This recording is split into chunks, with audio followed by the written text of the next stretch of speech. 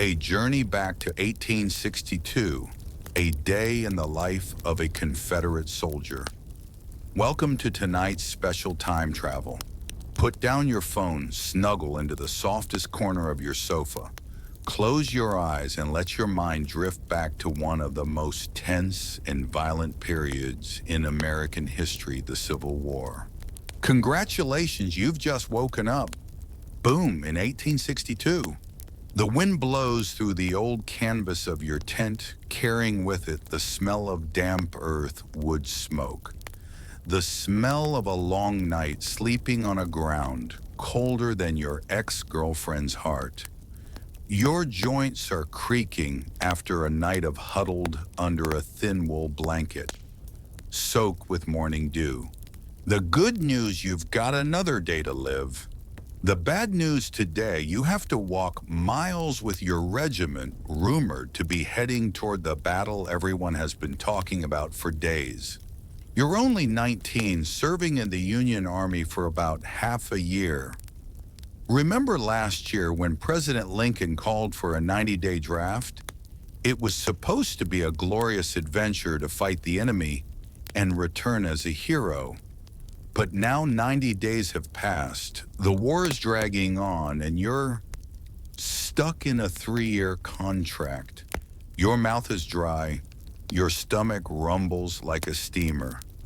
You reach under the mat and pull out a tin mug and an iron water jug. Inside, the water is shaking, only half the jug is left. You take a sip, just enough to wet your lips. Who knows when you'll get another drink? Some of you have collapsed from thirst along the way. Everyone knows that water is more precious than gunpowder on the march. Outside the tent, the barracks are starting to wake up. The smell of smoke, burnt coffee, and the smell of someone who hasn't showered in a month all mixed together. Your stomach growls even louder. Samuel, your tent mate, is turning over. A few years older than you, a Pennsylvania farmhand by trade. Samuel has been coughing for weeks and still keeps crawling along. What other choice is there? Good morning, he mumbles, his voice hoarse. Are we going to get a decent meal today? A useless question. A decent meal is a dream. Army rations, if they're issued in time, consist of hardtack made from flour and water, which will break your teeth if you don't soak them first. Occasionally there's salt pork, more salt than meat, and coffee if you're lucky. And coffee is the real deal here. Some people will trade cigarettes or half their rations for a cup of the bitter stuff. You pull on your boots, wincing at the dampness in your socks. They haven't dried in days and your right heel is starting to blister. But oh well, everyone else has them. You're lucky you have boots. Some people have rags wrapped around their feet. Better than the Rebs, Samuel smiled as if he could guess your thoughts. I heard they live on cornbread and other bits and pieces of junk they pick up along the way. Outside, the bugle sounded, signaling the official start of the day. You and Samuel hurriedly rolled up your blankets and set up your tents. Everything you had to fit in your backpacks or on your person. Now, after half a year of being a soldier, these actions had become a habit, whereas when you first joined the Army, you had been clumsy and didn't know what to do. The Springfield rifle weighed about 10 pounds. Add the 40-round box of ammunition, the bayonet, the water bottle, the dry rations, bag, the blanket, your personal belongings, even the communal pots and pans, or the tent cloth, all while carrying nearly 40 pounds on your shoulders. After a few miles, your shoulders were burning with pain. You joined the long line of soldiers lining up around the field kitchen. The kitchen men, all assigned soldiers, were handing out coffee and bread from a wooden barrel. You took your share, dipping the bread into the strong black coffee to soften it a bit. Take a bite, see tiny black spots, worms. But never mind free protein, the old soldier said. There was a letter last night, the freckled Jenkins happily announced. Wilson has it. This news was like pouring cold water on a summer afternoon. Everyone was excited. Letters from home were more precious than gold. It was a fragile link to the old life, where people remembered you not as an unknown soldier in a long line. You quickly finished your coffee, returned the cup, and pushed your way to Wilson, the unit secretary. He read out each name. Every time someone received a letter, his face lit up, even though it was covered in mud and smoke. Waited forever. No name. 3 weeks had passed without a letter from home. It must have gotten lost or arrived late. The postal system was terrible. Samuel had a letter. He stuffed it into his shirt, didn't open it, saved it for the evening to read alone by the firelight. There was something precious that he didn't want anyone to share, even if it meant life and death. Line up, the sergeant calls out. We're leaving in 10 minutes. The camp is in an orderly chaos. Soldiers are gathering their things and lining up. Your K Company, down to about 80 men, down from 100 when they enlisted. Disease kills more than bullets, measles, dysentery, typhoid. Sweeping through the camp without mercy. You stand next to faces more familiar than brothers, the talkative Jenkins. Thompson, the old teacher with his Shakespearean sonnets. Monroe, the quiet one who plays the harmonica very well. And Samuel, who left his wife and 2 small children to join the army. The drums beat. The long column of soldiers trudges. Left, right. The familiar rhythm of an endless march. A Soldier's Day. The March of Misery and Tiny Joys, 1862. Left, right, left, right. The endless shuffle of worn-out boots becomes the rhythm of your entire miserable existence. Somewhere between the blistered feet and the chafing thighs, you've mastered the true art of soldiering, emptying your mind like an old whiskey barrel. You drift into that strange mental space where time stretches like taffy, where you can feel every aching joint and yet somehow float above your sweaty, suffering body. The late summer sun rises higher like a nosy neighbor peeking over the fence of your sanity. Its rays bake your blue wool uniform until you start to smell like an old sheep left out in the rain. Sweat trickles like tiny traitorous rivers down your back. Your wool shirt clings to your skin in ways that no shirt ever should. Between your legs, the rough fabric of your pants rubs with each step until it feels like you've been sandpapered raw. Nobody told you about this part when you signed up the glamorous, heroic grind of irritation and rashes. They promise flags, waving girls cheering, and trumpet blasts. Not swamp, butt, and bleeding heels. Water discipline, the sergeant bellows as your long column of exhausted bluecoats trudges past a sparkling little creek. Crystal clear, cool, perfect. The whole line stares at it like kids outside a candy store, but no one stops. Oh no. Can't break the sacred rhythm of the march for some silly human need like thirst. When they finally let you fill your canteens, it'll be organized and orderly, because the last thing anyone wants is 400 thirsty maniacs wrestling over a puddle. So the march goes on. Dust swirls in the air, kicked up by the unlucky saps at the front of the column. It floats back and settles on your face, your pack, your precious mouth, which now tastes like you've been licking an old barn door. Your eyes sting, your throat feels like sandpaper. But you march on, left foot, right foot, because stopping is not an option. By midday, the miracle arrives a halt. The column stops for a blessed, glorious, soul-saving rest. You collapse by the road, tearing off your pack like it's trying to murder you, and flop onto the dirt like a dead fish. Samuel drops beside you, finally pulling out his letter from home, the one he tucked into his jacket that morning like a secret treasure. His weathered face, lined far beyond his 24 years, softens as he reads. For a moment, he's not Private Samuel from Pennsylvania. He's a husband, a father, a man who had a life before this endless, miserable march. She says the corn's doing good this year, he mutters with a slow, dusty grin. And little Mary, she took her first steps. His smile cracks, the dirt caked on his face. There's pride in his voice, but there's sadness too, hanging in the air like smoke. He missed that moment. First steps don't wait for Daddy to come home from war.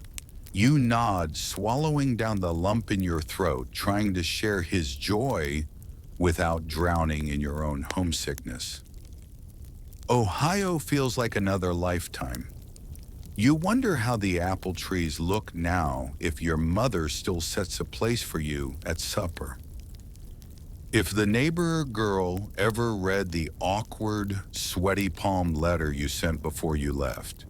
But the break is short, 20 minutes tops. Then boom, boom, boom.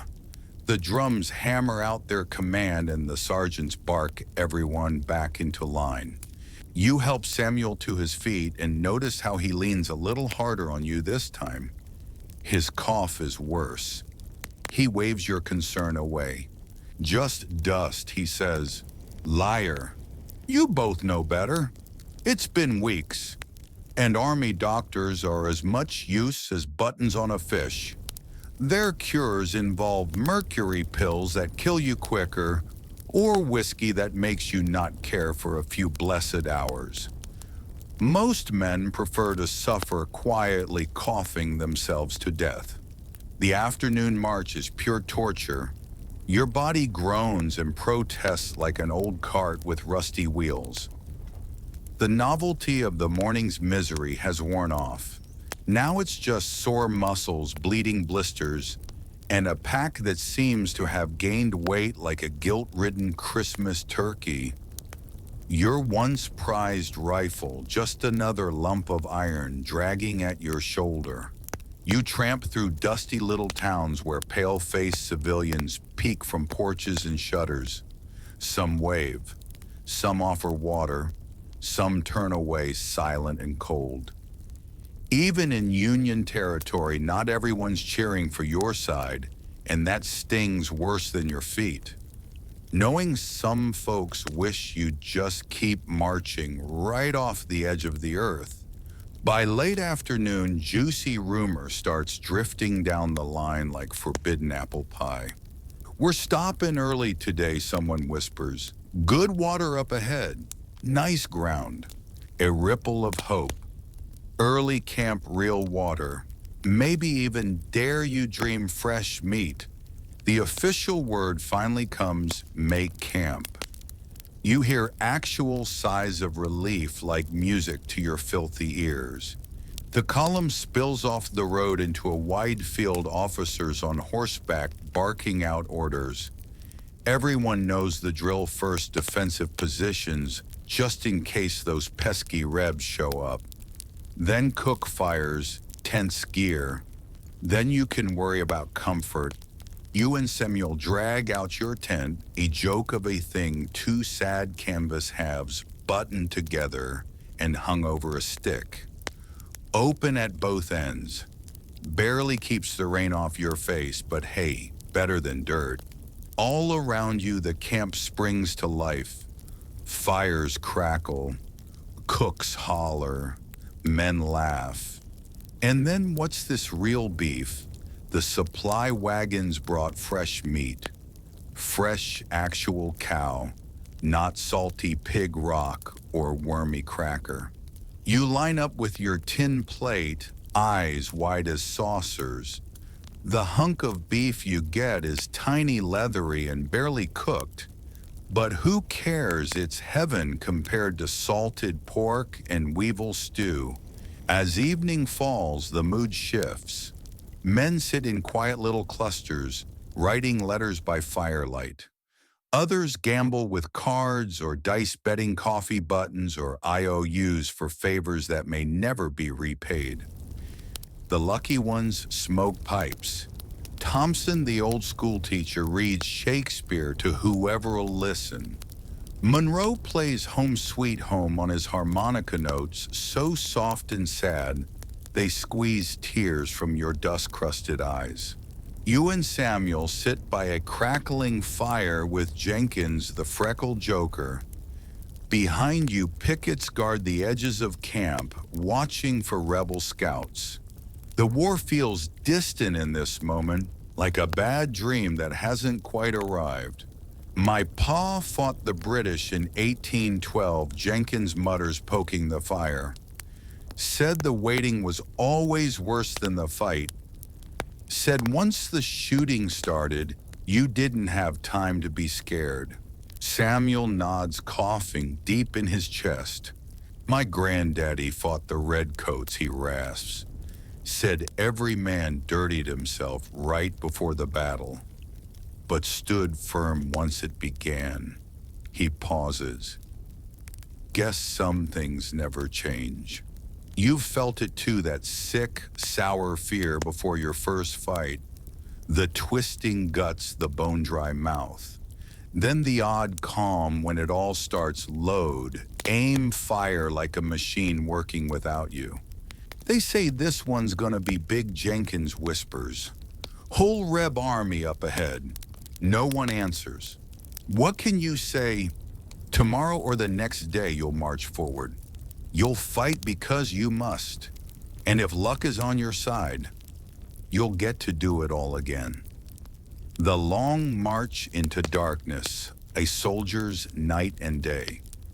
When the sergeants shout, "Forward march," you do as you're told, not because you want to, but because in this war, personal choice is as distant a dream as a hot bath or a soft feather bed. You march because the rhythm commands you. You march because stopping means being left behind. And that's worse than the march itself. As the sky darkens and the last blush of daylight fades, camp settles into uneasy quiet. The exhaustion of the day lays heavy on every man's bones. Grumbling stops, movement slows, men wander to their tents or roll into their thin blankets by fading fires like sad, threadbare burritos.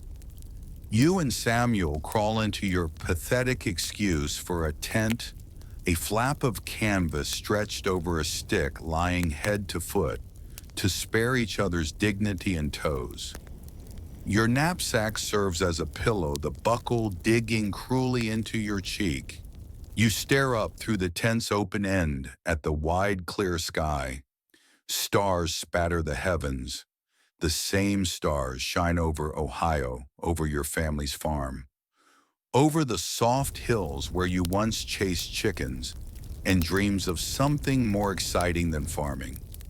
The thought brings both comfort and a sharp stab of loneliness. You miss home, more than you admit even to yourself. Samuel coughs a wet, rattling sound. Pneumonia. Probably. You've heard that sound before in other men, and you know how it ends if left untreated. But what can you do? The army surgeon is busy slicing and sewing on men with real holes in them. A cough, not a priority, not with a battle creeping closer by the hour. If anything happens to me, Samuel says softly, almost whispering, Make sure my wife gets my things, my pay if they ever send it. The words hang in the darkness like smoke.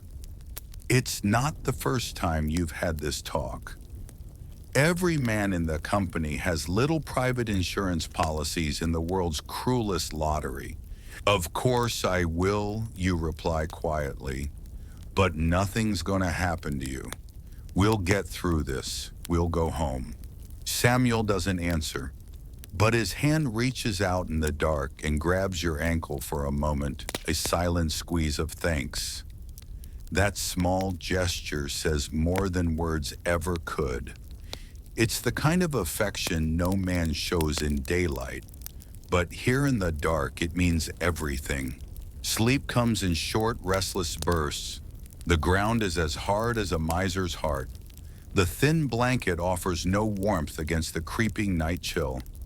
All around you the camp stirs and mutters the living machinery of the regiment, never fully at rest.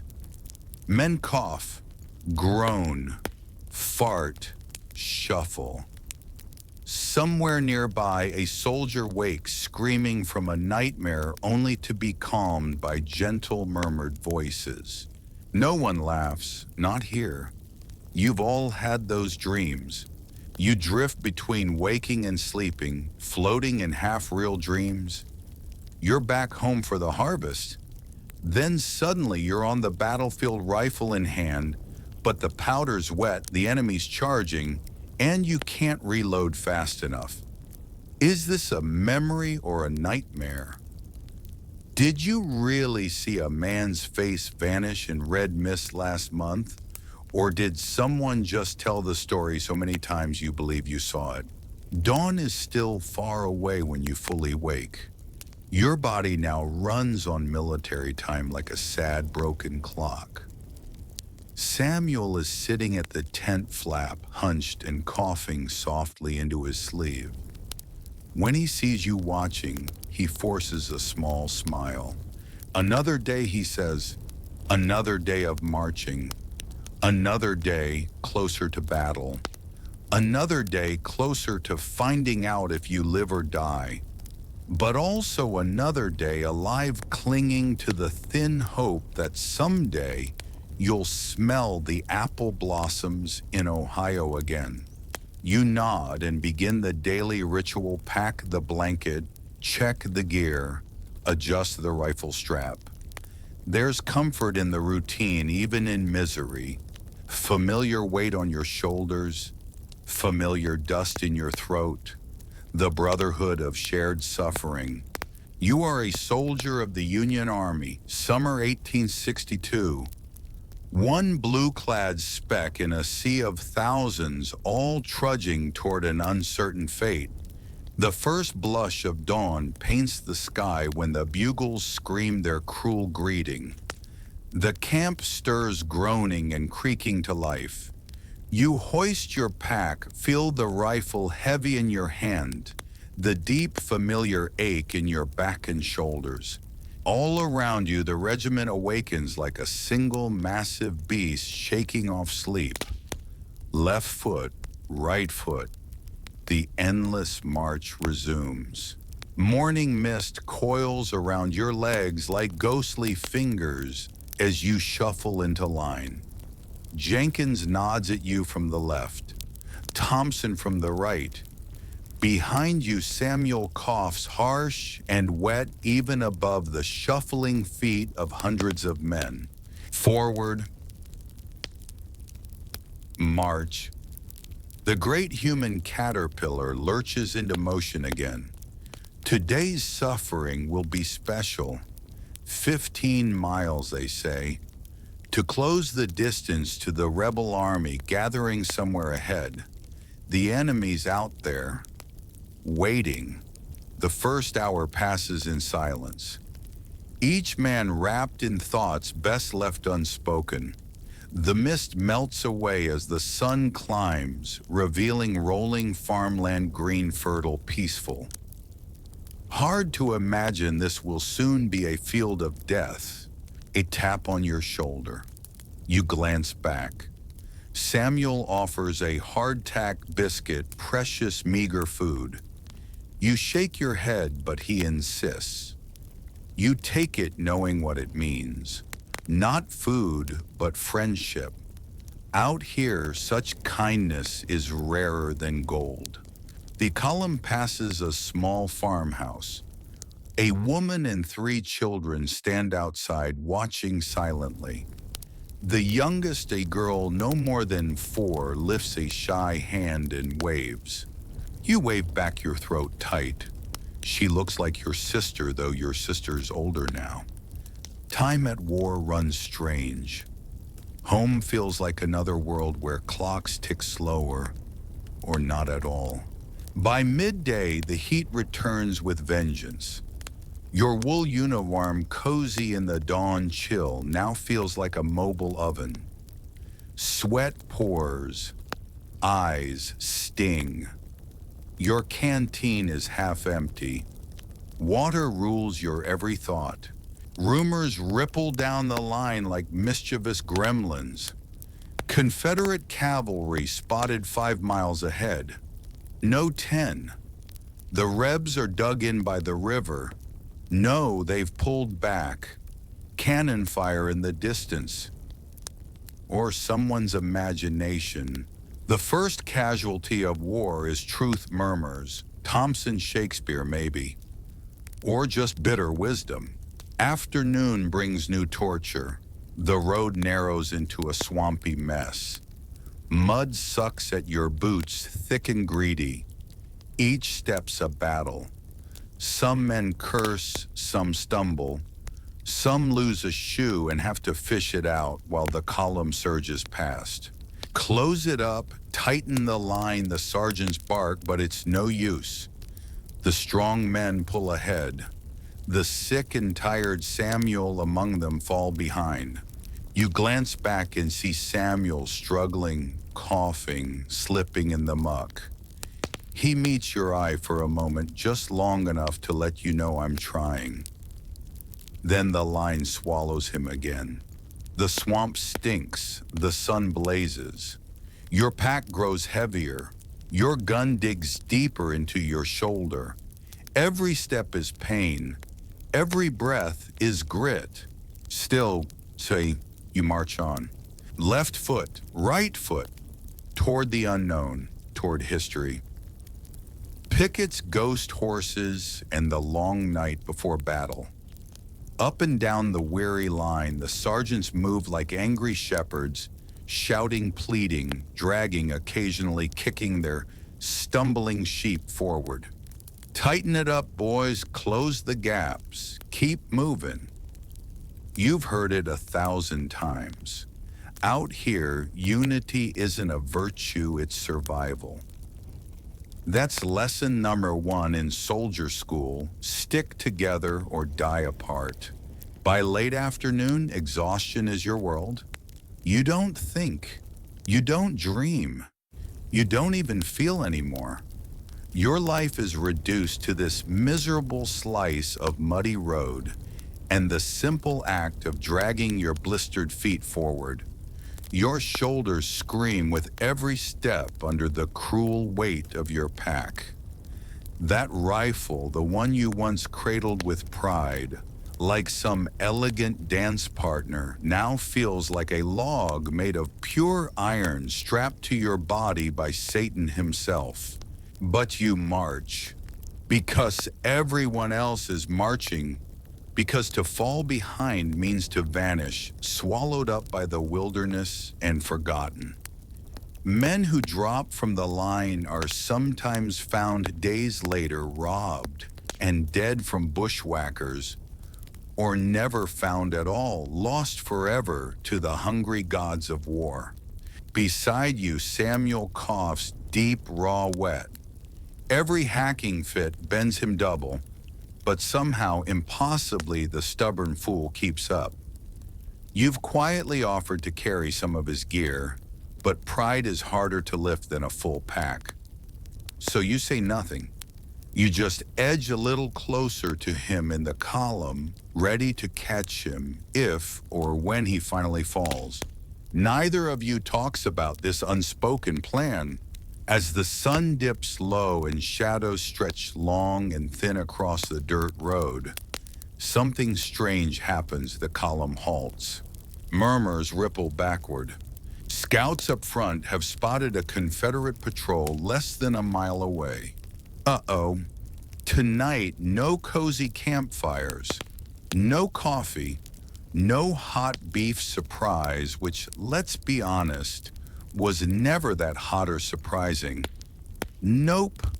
Instead, picket duty in a dark forest, rifles loaded, nerves twitching like old fence wire. Your company gets sent to the edge of a gloomy little woods north side, where the officers think Johnny Reb might poke his greasy head through by morning. You and Samuel hunker down behind a fallen log, good cover, but also the perfect place to wonder why you ever left your peaceful farm in Ohio. Neither of you talks about tomorrow, the smoke, the yelling, the killing. Instead, you share the last crumbs of hardtack flavored delicately with dust and shoe leather and one precious, pitiful sip of water. Then you both check your rifles by feel muscle memory now, after months of drills. Your Springfield musket, heavy and ugly, is loaded with a fat mini ball, a little cone of death that will splatter bone and flesh into something doctors can't fix. You touch the percussion cap, making sure it's seated right. One click, one spark, one life gone. The sun dies behind the hills. Night swallows the world whole. No moon tonight, good for hiding, bad for seeing. The forest rustles and stirs with creatures you'd rather not think about. Owls hoot, leaves whisper. Somewhere far off, water gurgles softly like a throat clearing. Every sound makes your heart kick like a mule. You take the first watch while Samuel tries to rest, not that anyone really sleeps. He coughs softly, a cracked wheeze rhythm that the trees seem to echo. You squint into the endless black seeing shapes that aren't there. Shadow men in the branches, creeping figures in the brush. The mind plays cruel tricks in darkness. Then a whisper, "Hey!" You ever wonder what they're thinking? Samuel's voice low, uncertain. The Rebs, I mean. You think they're sitting in the dark, missing home, wondering what the hell they're doing here. The question jars you. You've spent months thinking of the enemy as devils in gray. But here in this lonely dark, maybe they're just other farm boys caught in the same stupid storm. Yeah, you mutter. Most of them probably are. Farm kids like us got swept up into this mess. Samuel sighs. My wife's cousin joined the Rebs. Good man. Sat at our table every Christmas. Weird to think. Maybe I'll see him tomorrow. Through rifle sights. Neither of you says anything more. What is there to say? The hours crawl. You trade places. Samuel takes watch. You slump against the log rifle across your lap, trying to rest without really sleeping. But exhaustion wins, and with it dreams. You're back home. The fields are gold. The wheat sways gentle in the summer breeze. Then flames. Fire races across the grain. You run but can't move. Someone is screaming your name. Wake up, Samuel's urgent whisper rips you from sleep. You snap awake, ears straining. Hoof beats. Soft, careful, horses moving through the woods to your left. Not Union cavalry, they'd be behind you. These are Rebs, scouts maybe, probing your line. Samuel's already in position, musket raised. You slowly ease up beside him, hands tight on the stock, heart thudding so loud you're sure they'll hear it. You listen, 3 horses, maybe 4, slipping cautious through the black trees. A sharp crack, a twig snaps under a hoof. The horses stop. Silence stretches like a blade. You freeze, finger resting on the trigger. One squeeze, and the woods will explode. But you wait. Better to let them pass than start a shooting match in the dark with no backup. Time slows. Seconds stretch into aching hours. Then hoof beats again, fading away. They're leaving. Lucky for you. Lucky for them. You and Samuel exchange silent glances. Relief, fear, the unspoken prayer. Not tonight. Please, not tonight. By the time dawn blushes the sky, you're stiff, bone-tired, wide awake. You won't sleep again today. The company officer creeps along the line, gathering quiet reports. You tell him about the horses. He nods grimly. They're out there all right, he mutters. Main rebel force, 2 miles north. Likely see 'em today. Great. You fall back into line. Not in marching column now, but in battle formation. 2 long ranks of blue stretching across an open field like human fence posts. Officers on horseback patrol behind barking orders. Out front skirmishers. The sharp-eyed, fast-footed boys sent to catch the first bullets and draw fire before the rest of you arrive. Your company's in the main line center right. A good spot to die if anyone asks. The morning air smells of damp earth and gun oil. Somewhere ahead, they wait, and you march toward them. Left foot, right foot, toward history, into the smoky maw of battle. And so the line forms a long, rippling ribbon of blue wool and iron nerve stretched across the open field. You stand shoulder to shoulder with your brothers in arms, so close you can feel Samuel trembling beside you. Is it fear, sickness? Both, probably both. You'd be trembling too if you weren't holding yourself together like an old barn door in a storm. Then the word comes. Advance. The great blue line lurches forward like some awkward, groaning beast. Step by step across the rough, clumpy ground, trying desperately to keep the formation straight like you're marching across the world's worst parade ground. Every step carries you closer to that far-off tree line and to whatever horrors are hiding in its shadowy depths. Your mouth is dry, your palms slick with sweat on the rifle's worn stock. The fear rises, not the wild, screaming kind, but the quiet, creeping kind that wraps its cold fingers around your guts. Stomach churning, bladder twitching, every color sharper than it has any right to be, the sky too blue, the grass too green, the air humming with the smell of powder and sweat and distant smoke.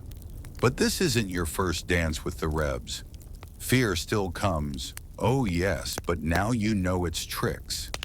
You know how to choke it down, swallow it, turn it into something useful. A sharpened edge, a heightened eye.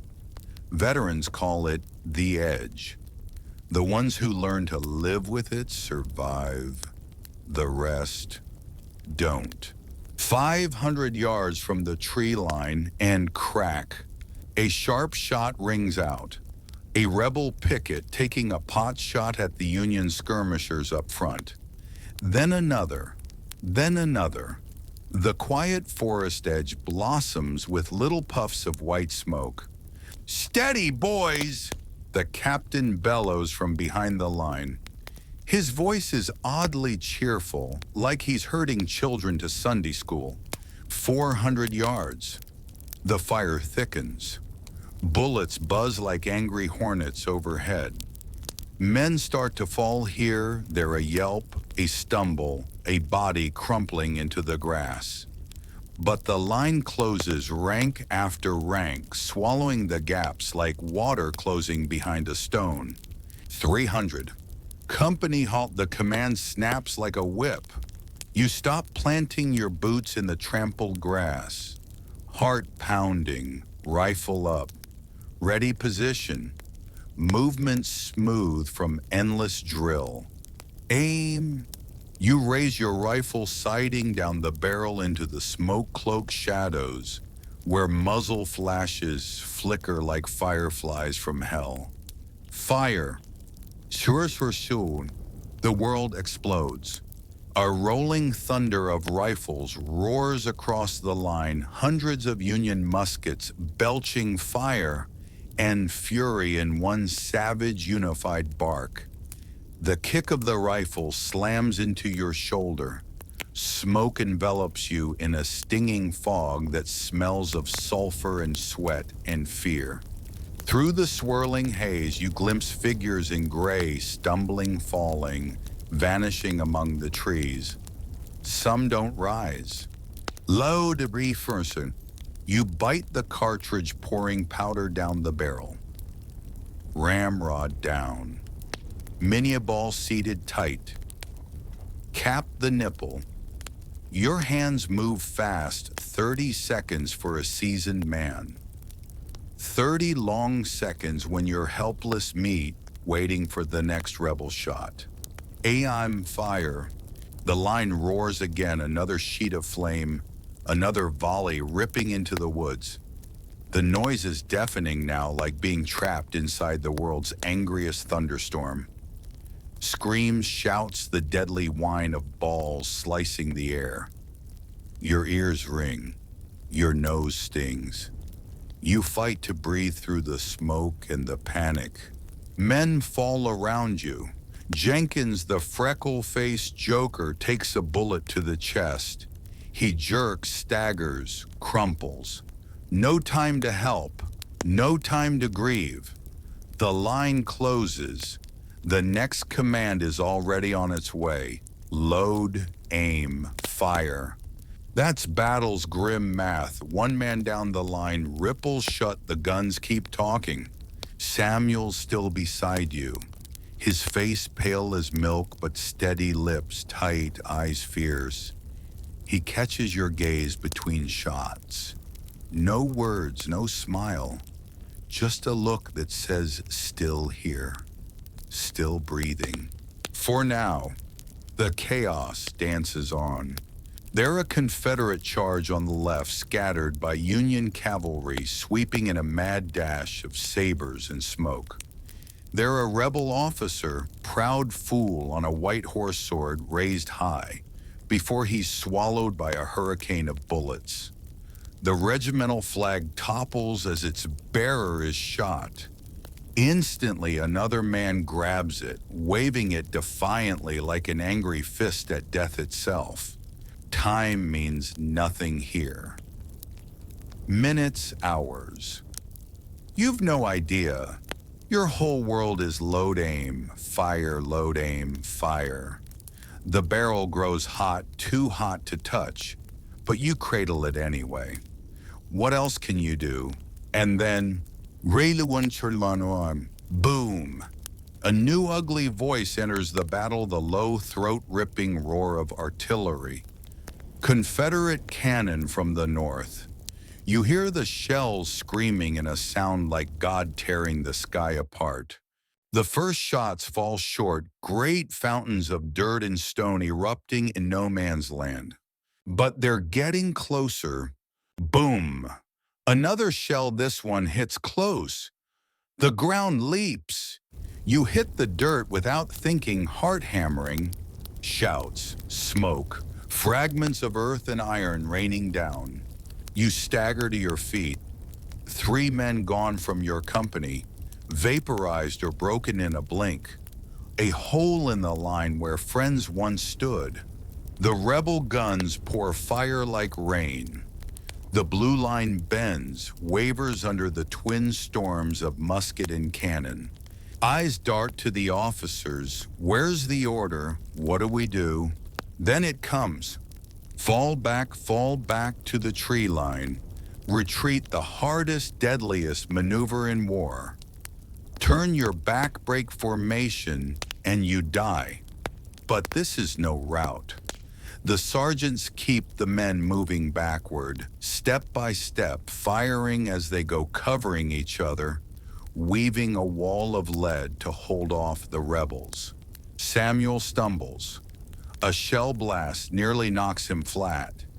His face is gray with sickness and terror, but still he moves. Still he fights. You grab his arm, steady him. Together you limp for the sheltering woods. At last, trees. Cover.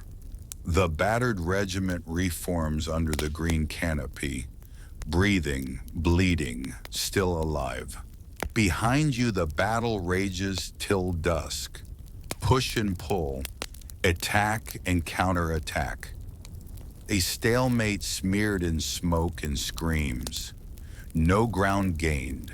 No victory claimed. Just the endless chewing of men and metal. By nightfall the dead and the broken lie thick upon the field. Your company, Company K, counts its cost. 12 gone. Killed, wounded. Jenkins dead in the grass. Thompson legs shattered by a ball carted to the rear on a stretcher. Back in the field hospital, if you can call that muddy charnel house a hospital, the butchers work by lamplight. You hear the dull whine of saws slicing bone. Smell the bitter reek of chloroform and fresh blood. The lucky ones are knocked out cold. The unlucky awake staring wide-eyed into the blade. Men groan, scream, pray. Tomorrow you think, tomorrow you'll march back into that hell. But tonight you breathe. You live. For now. Another day of the long road of war. Some of the wounded are luckier or perhaps unluckier, depending how you see it. A slug of whiskey, a leather strap to bite down on, and the bone saw does its grim work. No chloroform, no mercy. Just the quick, brutal necessity of battlefield surgery. You and Samuel sit side by side at the edge of the camp, rifles in your laps, too drained to speak, too wired by the aftershock of battle to sleep. The stars begin to prick through the smoky sky above you, the same cold stars that hang over Ohio, over Pennsylvania, over homes you both long to see again. For tonight you are alive. You have that much. This is the truth the posters back home never told you. This is the life they sold in glory and flags and drums hours. Days of dull, hungry slogging, blistered feet in dry canteens. Interrupted by bursts of pure, howling terror. This isn't romance. This isn't adventure. This is survival. A slow, grinding test of patience, muscle, nerve. But you are one of the lucky ones. You lived through the day. You wipe your rifle clean, check your cartridges still good, and lean back on your pack. Samuel coughs beside you, wheezing softly. You glance at him in the starlight, pale, sweaty, shaking. He won't last long like this, but what can be done? You close your eyes. Try not to think about tomorrow. You've learned not to look that far ahead. Tomorrow could mean another march, another battle, another friend left bleeding in the dirt. Best to think only of the next sunrise. And for tonight, it's enough. You're alive. But dawn waits for no soldier. You wake with a jolt, the damp earth cold against your back, mist curling low over the camp. Around you, men stir, groaning stiff after sleeping in the dirt. The smell of powder and sweat hangs heavy in the air. Yesterday's fight already feels like a bad dream. and yet your ears still ring with the echoes.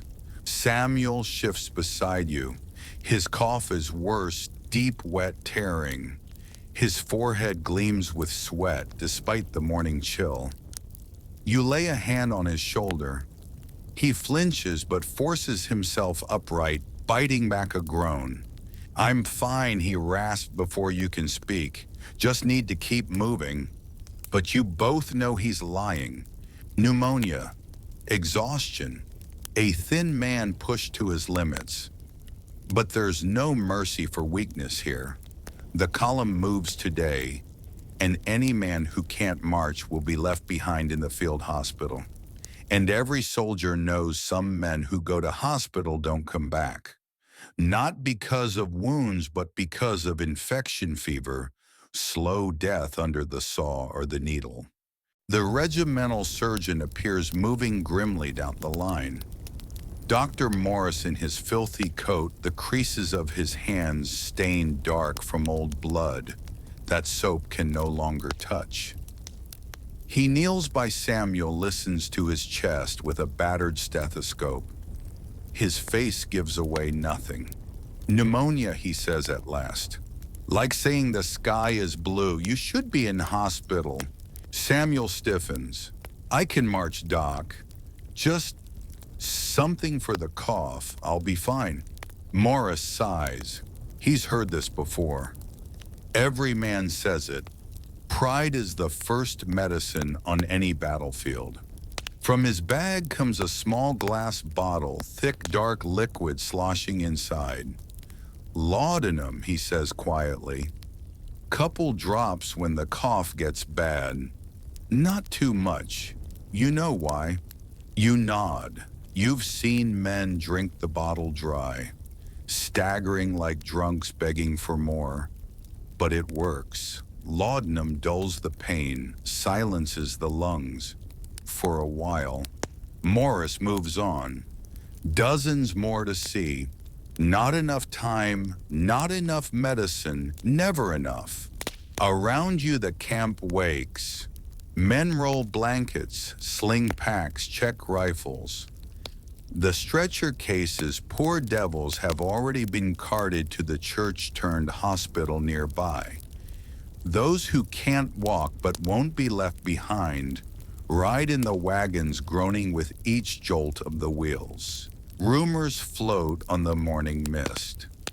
Where are you headed today? Toward the front to join a bigger force, or pulling back to safer ground? No one knows. No one but the officers, and they keep their secrets close. You gnaw at a slab of hardtack, chipped tooth, be damned, softened a little in bitter coffee. Coffee, the last holy thing in this damned army. Some men would trade a day's rations for a good cup. You understand why. Hot, dark, comforting. A little taste of home. Across the fire, Monroe plays his harmonica. A quiet tune, sad, sweet. Out of place amid the bustle of morning routine. A ghost of what you once were. That's mail call comes, Wilson's voice, the company clerk. A small cheer rises. Letters from home gold among the mud and fear. For once your name is called. A letter from your mother 3 weeks old. You don't open it yet. You tuck it close inside your jacket. A treasure to save for when you need it most. Samuel gets nothing this time, but he doesn't notice. He's too busy trying not to fall over. The companies form up. Captain Harrington Young, sharp, clean as a blade, paces the line inspecting. His gaze pauses on Samuel. "Private Matthews, are you fit to march?" His voice is flat, no pity. Samuel straightens, wincing. "Yes, sir." Harrington stares a moment longer, then nods once. "Stay to the rear. If you can't keep pace, report to the surgeon's wagon. A kindness as far as any officer dares." Then the drums roll. The old familiar beat. And like some weary snake, the column moves. Today's march is slower, more careful. Yesterday's fight stole the fire from men's legs. The cocky grins are gone. In their place, silence, grit, a quiet dread. The land bears war's wounds, fences broken for firewood, empty fields untended, barns fallen quiet. Once in a while a farmhouse door creaks open, watchful eyes staring at the army passing by. A woman waits in one yard, bucket of water, dipper in hand, offering drinks to blue-coated strangers. Rare kindness. When you reach her, you sip gratefully the cool taste of life itself. She nods silent, her face drawn pale. A widow maybe, or soon to be. You hand back the dipper, whisper thanks, march on. Step by step, left foot, right foot, dust rising in choking clouds. Head more war, more killing, more dying. But behind you, Ohio, Pennsylvania, home. And the hope that someday, somehow you'll see it again. Encampment settling into uneasy slumber. Somewhere nearby, a man snores loudly. Another mutters in his sleep. The fire pops and cracks, sending faint sparks skyward. Beyond the immediate ring of light, the camp fades into darkness. Rows of silent tents, the glint of bayonets in the moonlight, the occasional silhouette of a guard pacing slowly at the perimeter. You roll onto your side and watch Samuel, whose breath comes in shallow, ragged gas. Even in the dim light, you can see how much worse he's gotten. The flush of fever has replaced the pallor. His lips are dry and cracked. His uniform, damp with sweat, clings to his thin frame. You want to believe he'll pull through, that he'll wake stronger tomorrow, ready to march again. But in your gut, you know the truth. Men don't usually come back from this. Not out here. Not with only a bottle of laudanum between them and death. You lie awake long into the night, staring up at the tent canvas overhead, hearing Samuel cough and breathe beside you, each sound carving new worry into your heart. There's nothing glorious about war, only this, the long quiet, waiting in the dark, hoping a friend doesn't die before dawn. The morning comes with pale gold light and a heavy silence. You're already awake when Samuel stirs, a weak groan escaping his lips. He tries to sit up, but immediately collapses back, coughing violently. You reach for the laudanum, just a few drops left, but he waves it away. No more, he rasps. I can't feel my hands. You move quickly, pushing out of the tent and calling for help. Dr. Morris arrives within minutes, his coat wrinkled, his eyes red from too little sleep and too many patients. He kneels beside Samuel and listens to his chest again, but this time he doesn't hide his expression. His lungs are full, he says grimly. We'll get him to the surgeon's wagon. If he makes it through the next 2 days, he might have a chance. You help carry Samuel, his arms slung over your shoulders, his feet dragging. He doesn't protest, doesn't speak. That silence frightens you more than anything. At the surgeon's wagon, Dr. Morris gives Samuel a shot of morphine, stronger than laudanum, meant to ease the pain, if not cure the cause. Samuel slumps into a fitful sleep as the wagon is prepared to move. I'll check on him after the march, you promise. Morris doesn't answer. He just turns to the next soldier, already calling out for an assistant to bring clean bandages. Later that morning, the regiment falls in. You take your place in the line, rifle over your shoulder, pack on your back. but a weight heavier than any gear presses on your chest. Samuel is not beside you. His absence is louder than a drumbeat. The march today is short. You're positioning near the front lines in preparation for what everyone now openly calls the big fight. Officers bark orders. Engineers dig trenches. Artillery is positioned on the hills.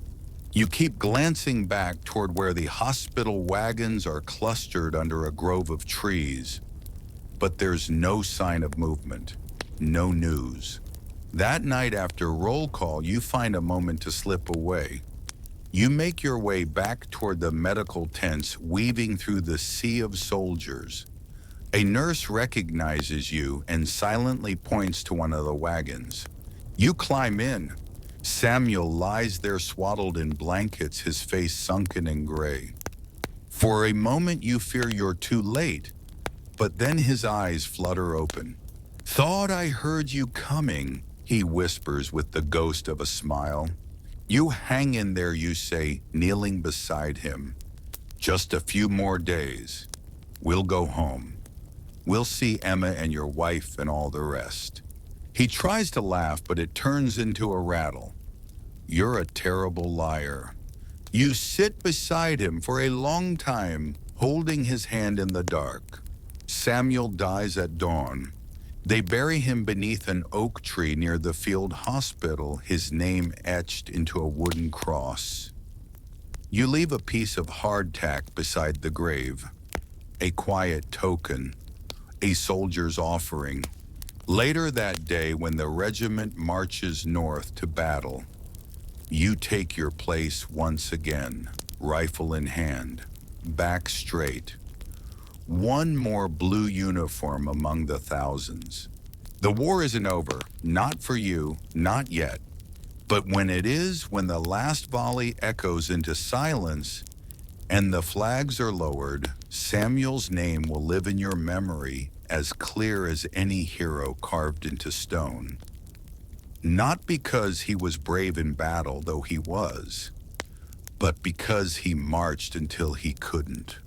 Because he laughed when he could have cried. Because he gave you a piece of hardtack when he barely had the strength to walk. And because when it was his time, he didn't beg or curse or cry out. He just went like so many others quietly into the dark. But you remember, and you always will, jolt and stumble as you and another soldier navigate the tangled forest floor.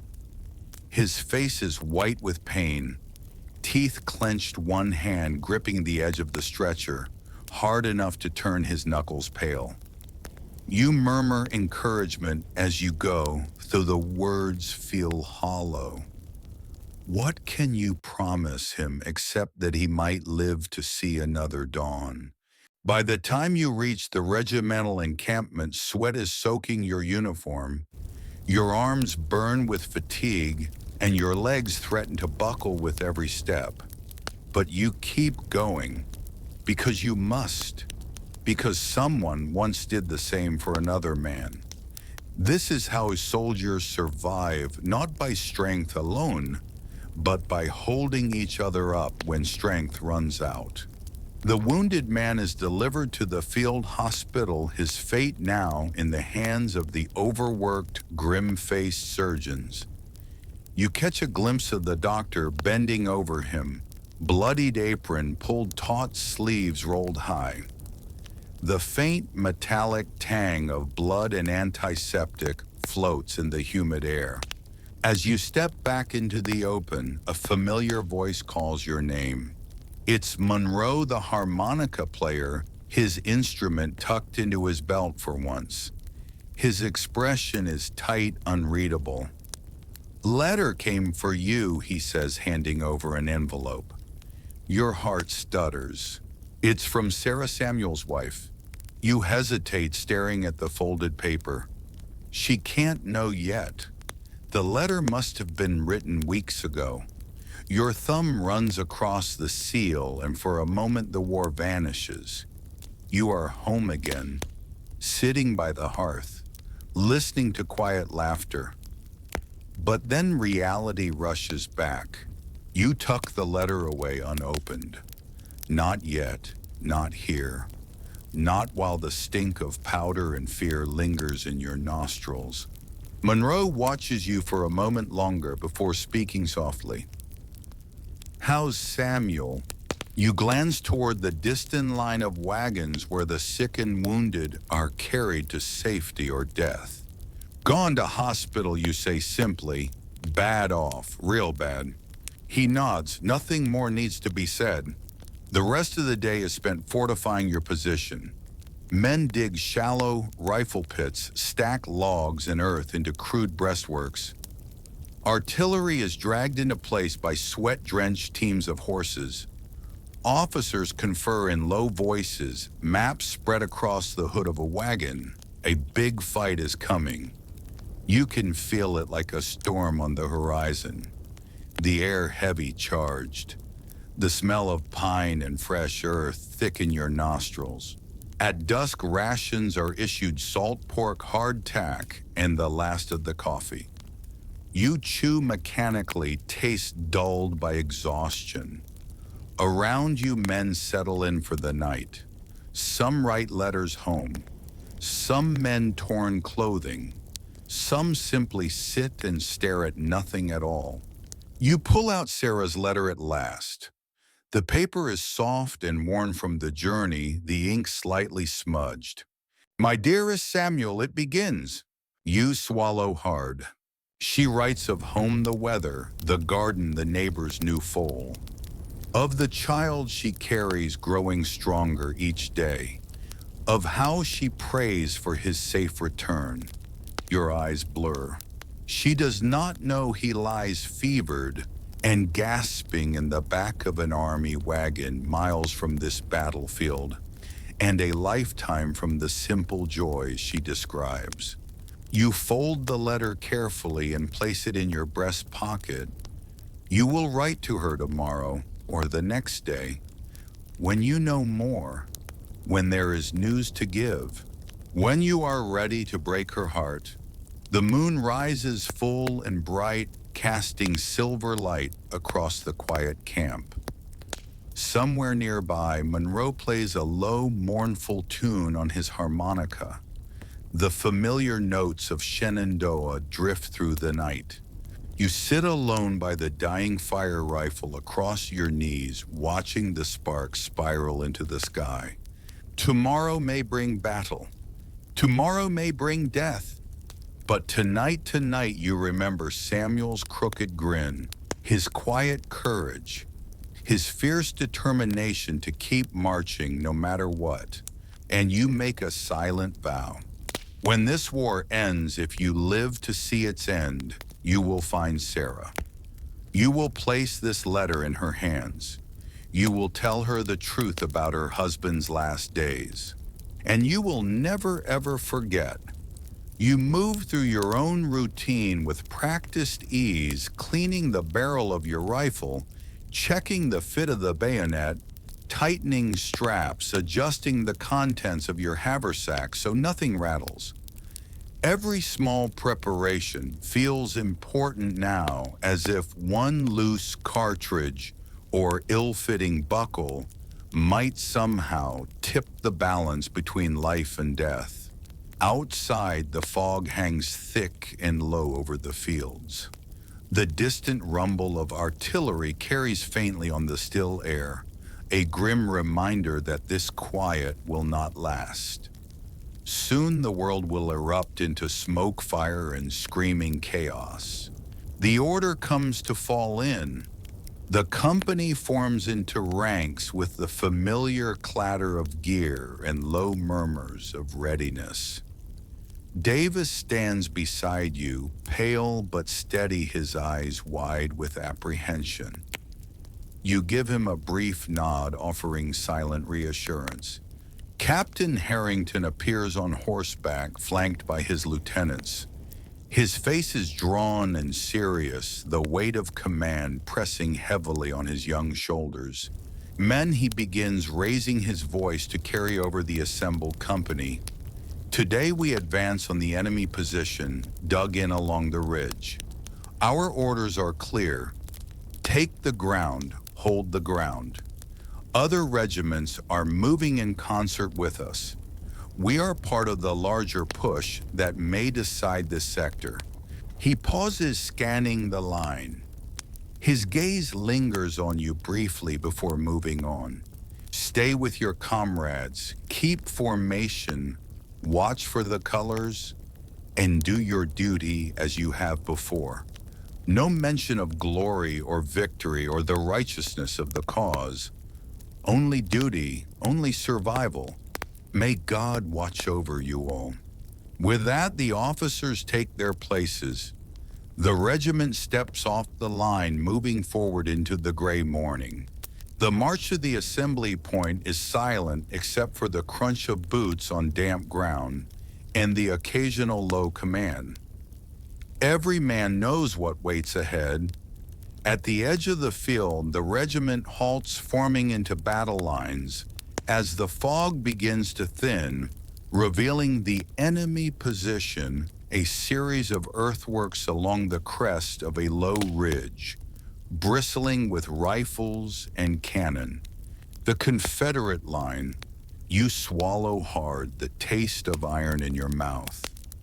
Your heart thuds in your chest, your palms slick on the rifle stock.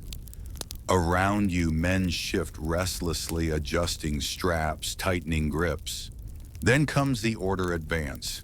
The line moves forward slowly, deliberately across open ground. The world narrows to the space in front of your feet, the sound of your own breathing, the weight of the rifle in your hands. A cannon booms. The first shell screams overhead, bursting in the rear. Shouts from behind tell you some men are down already. You keep moving. Rifle fire crackles from the ridge, the deadly zip and whine of bullets filling the air. Men stumble, fall. Gaps open in the line and close again as comrades shift to fill them. Steady, boys, the captain calls. Keep your line. Davis is still beside you, his face pale but his step steady. His rifle clenched tightly in both hands. Closer now, you can see the earthworks clearly, the dark shapes of enemy soldiers firing from behind them. Halt, ready, aim, fire. The regiment's first volley crashes out a thunderous roar that sends smoke rolling across the field.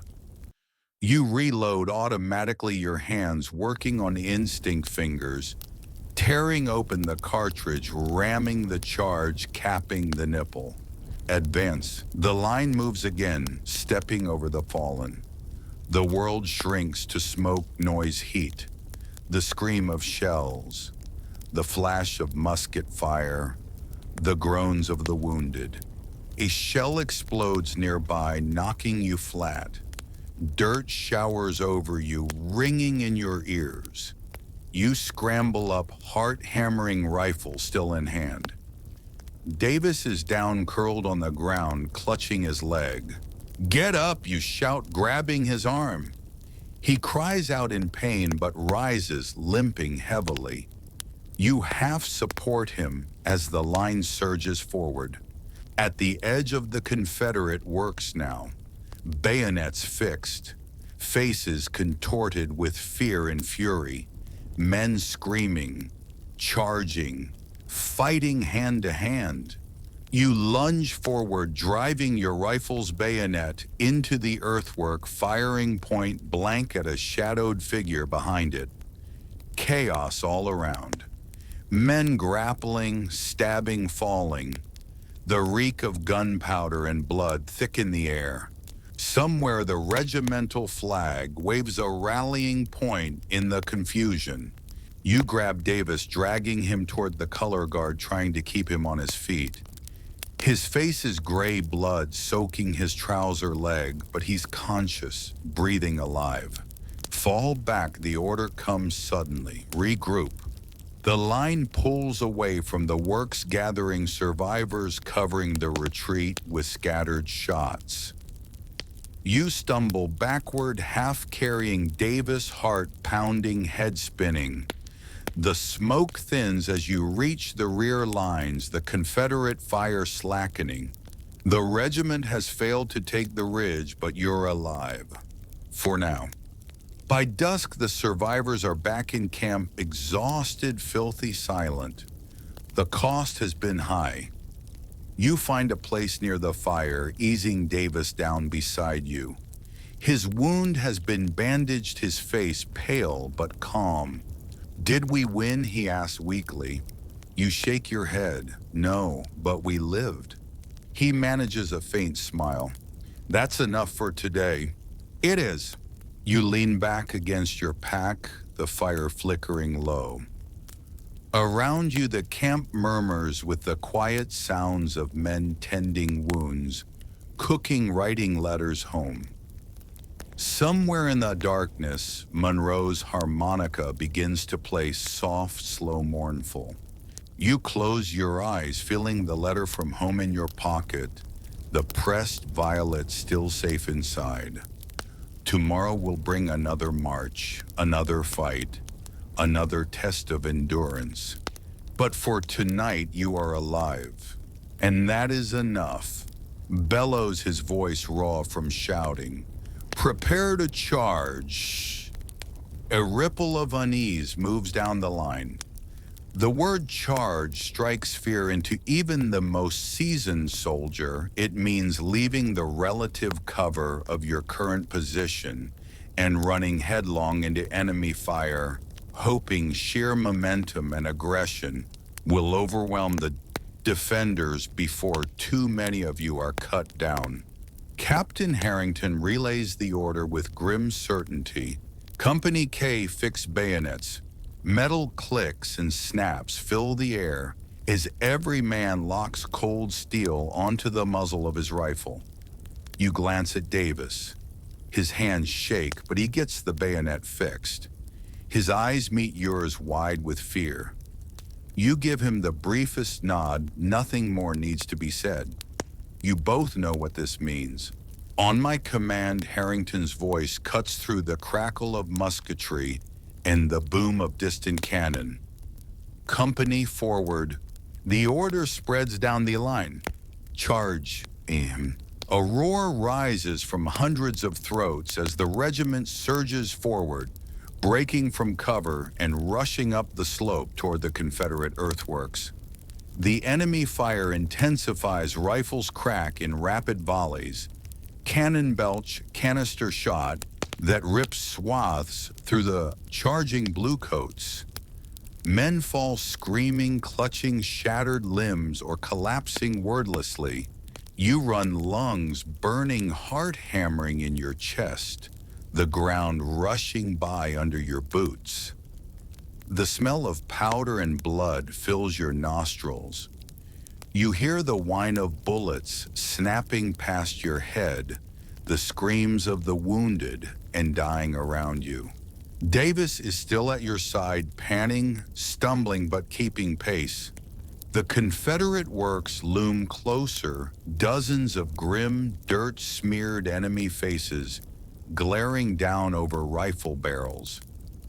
One fires at you, point blank. Something hot slashes past your arm, tearing your sleeve, but you don't slow.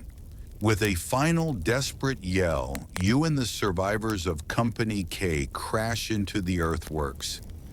The world dissolves into chaos. Bayonets, thrust, and slash rifles are fired at impossible range.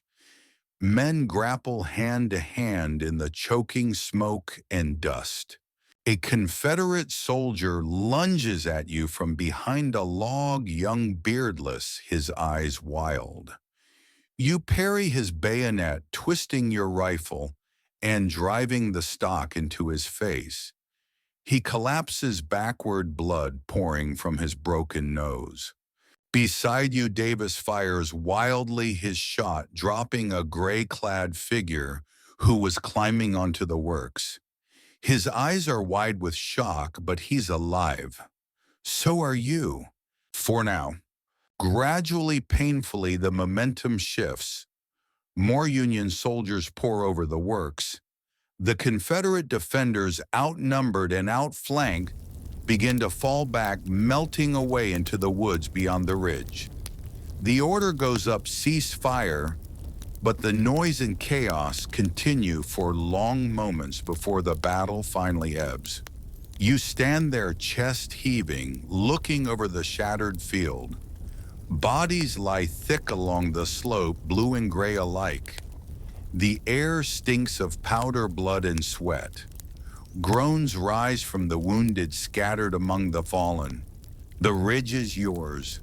Captain Harrington appears hatless, face smeared with dirt and powder residue, but upright and unharmed. He shouts orders, set pickets, tend the wounded, regroup the companies. You look for Davies. He's sitting on the ground, trembling, staring at his bayonet as if seeing it for the first time. He's alive, unhurt, beyond a graze on his cheek. You did well, you say hoarsely, clapping his shoulder. You held up. He nods slowly, blinking like a man waking from a dream. As the sun sinks toward the horizon, the survivors of the regiment settle onto the hard-won ridge. The dead are gathered for burial, the wounded carried to the rear. Monroe plays his harmonica again, soft, low notes full of grief and relief. You sit beside Davis, cleaning your rifle, your body aching from exhaustion and strain. Samuel's absence weighs on you. If he'd been here, he might have shared a quiet word, a grim joke, a nod of understanding. Thompson's fate remains unknown. Your hand drifts to your pocket, the letter from home, the pressed violet still safe inside. A small, fragile link to another world far from this place of death and struggle. Tonight you'll eat what food you can find, drink what water there is, and sleep under the stars if sleep comes at all. Tomorrow, more marching, more fighting, but for today you survived. And in this war, that is the only victory that truly matters. Thigh missing bone and major arteries. He waves off help with typical stubbornness, insisting on remaining close to his men until the worst of the wounded have been cared for. Blood soaks his trouser leg, but he stays upright, barking orders and encouragement as the wounded are gathered. Colonel Jennings is less fortunate.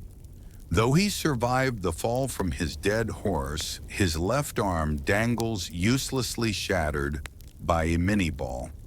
He's seated on an upturned crate, now pale but composed, giving instructions to the adjutant, who scribbles hurried notes. Whatever faults he may have had as a political appointee, the man has faced fire bravely. You and Davis move among the bodies, turning over the fallen in search of the living. Now and then, a faint moan or feeble hand movement signals that a man is not yet beyond help. Some are past saving their wounds too terrible, their life ebbing fast. To these you offer water or a last word of comfort. You learn quickly to avoid looking too closely at faces, lest you recognize a friend or comrade you had spoken with just hours before. Davis kneels beside a young Confederate boy no older than 16, his gray jacket stained dark with blood from a belly wound. The boy clutches at Davis's sleeve with surprising strength, his lips moving soundlessly. Davis looks to you helpless. Water, you say softly, give him a drink. The boy sips greedily, then falls back, his eyes staring upward at the sky that now seems impossibly blue and peaceful above this slaughter. His hand slackens, his last breath rattles out, and Davis jerks back as if burned. You lay a hand on his shoulder. You did what you could. His face twists and he looks away quickly, swallowing hard. His hands are smeared with the boy's blood. The battlefield stretches around you, a grim tapestry of fallen men, smashed equipment, shattered rifles. Here and there, groups of prisoners sit under guard, dazed and silent. A few wounded Confederates groan softly, waiting their turn for the surgeon's attention. The dead are everywhere, slumped over logs, sprawled in the mud, heaped where volleys or explosions took entire clusters of men. The cost of the ridge is plain to see. A courier rides up splattered with mud, bearing orders from brigade. The regiment is to hold the captured position while the rest of the line consolidates. Digging tools are passed out. What survivors can be spared begin the grim work of fortifying the blood-soaked ground against the inevitable counterattack. Shovels bite into the earth beside the bodies of friends and enemies alike. You take a moment to check your gear. Your canteen is nearly dry. Your cartridge box holds only a few rounds. The bayonet on your rifle blade is nicked, stained dark. You clean it automatically, hands moving by habit, mind numb. Nearby, Davis sits staring into nothingness, his face blank, his body slumped in exhaustion. You sit beside him. You did well today, you say quietly. You stood when others ran. You're still breathing. That's what matters. He doesn't answer, but he hears. His eyes flick toward you for a moment, then drop again to the dirt. As the afternoon wears on, the distant sound of battle fades. The wounded are finally cleared to the rear, the dead gathered for burial. Small wooden markers are already being carved and hammered into the ground. Some graves will remain forever nameless, marked only as unknown. The ridge is secure for now.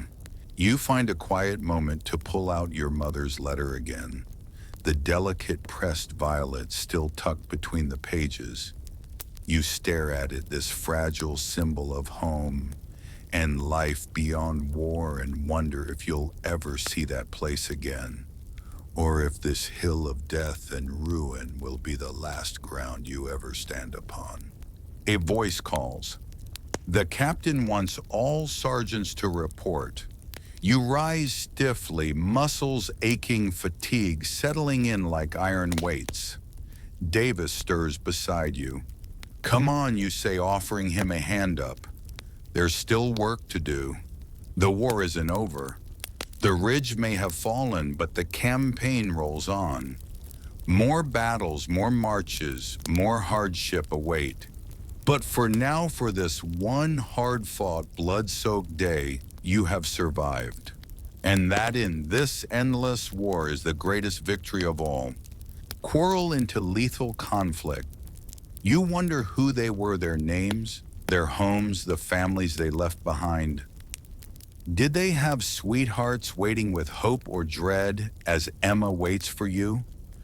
Were they farmers, teachers, clerks, as you and your comrades were before this madness consumed your lives? The war has reduced you all to simple things. Men with rifles driven by orders, luck, fear, and willpower. A flicker of movement in the darkness draws your attention, a sentry-changing position along the line, his silhouette briefly outlined against the dim glow of a lantern far to the rear.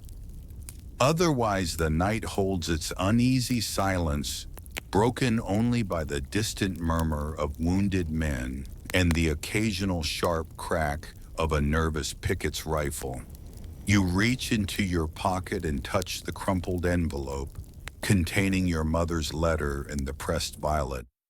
Its fragile petals are a reminder that somewhere beyond this shattered landscape, life goes on. Apple trees bloom, children laugh, church bells ring. A different world from the mud, blood, and death that fill your waking hours. When sleep finally comes, it is shallow and restless. Your dreams are a disjointed tapestry, Samuel coughing and feverish reaching for you with eyes gone dim. Davis standing wide-eyed in the smoke, his bayonet red with blood. The Confederate soldier whose life you ended staring back at you with terrible clarity. Home drifts into these dreams as well. The warmth of the kitchen, the scent of hay in the barn. Emma's smile, but they twist and change, mingling with the nightmare of battle, until you wake again, heart pounding, unsure of where or when you are. The gray light of false dawn creeps over the camp. Men stir muttering softly as they shake off sleep and prepare for another day of war. The air smells of damp earth and spent powder of smoke and sweat and old blood. Somewhere down the line, a sergeant curses as he tries to rekindle a reluctant fire. Captain Harrington, leaning heavily on his makeshift crutch, limps past your position. His face is pale but resolute. "Orders will be coming soon," he mutters. "Get your men ready." Davis sits up slowly, rubbing his eyes and flexing his stiff fingers. The boy is pale, but the tremor in his hands is gone, replaced by a soldier's grim acceptance. You offer him a piece of hard tack, and he takes it without complaint. You scan the faces of the others around the dying fire. Monroe Reynolds, the two older privates whose names you barely remember. Each carries the same weary determination. You realize with quiet certainty that these men, these battered survivors of Company K, have become your family in this strange, terrible world. Their fates are tied to yours as yours is to theirs. A distant bugle sounds sharp and clear in the morning air. Movement stirs along the entire Union line as couriers ride out orders, clutched in gloved hands. Soon you will know if today brings another assault, another ridge to take at the cost of blood and life, or if by some miracle the enemy has slipped away in the night. For now there is only waiting. Waiting, watching, breathing the heavy scent of the battlefield, feeling the weight of the bayonet at your side, the letter in your pocket, the knowledge that you are still alive when so many are not.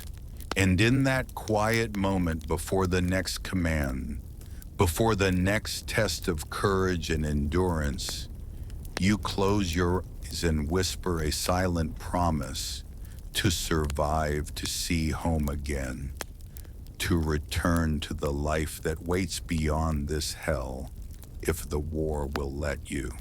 Even if the faces of the dead march beside you forever. Personal quarrel to kill one another in fields far from home. When sleep finally comes, it's deep and dreamless. The body's defense against the mind's tendency to replay the day's horrors. You wake only once during the night, roused by the sound of Davis crying quietly beside you. You pretend not to hear, granting him the privacy to process his grief and shock in his own way. By morning, he'll have composed himself again, putting on the mask of stoicism that soldiers learn to wear.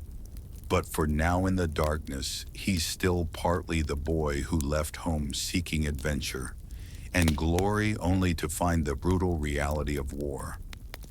Dawn breaks with a light rain falling, turning the battlefield's churned earth to mud and washing the blood into the soil.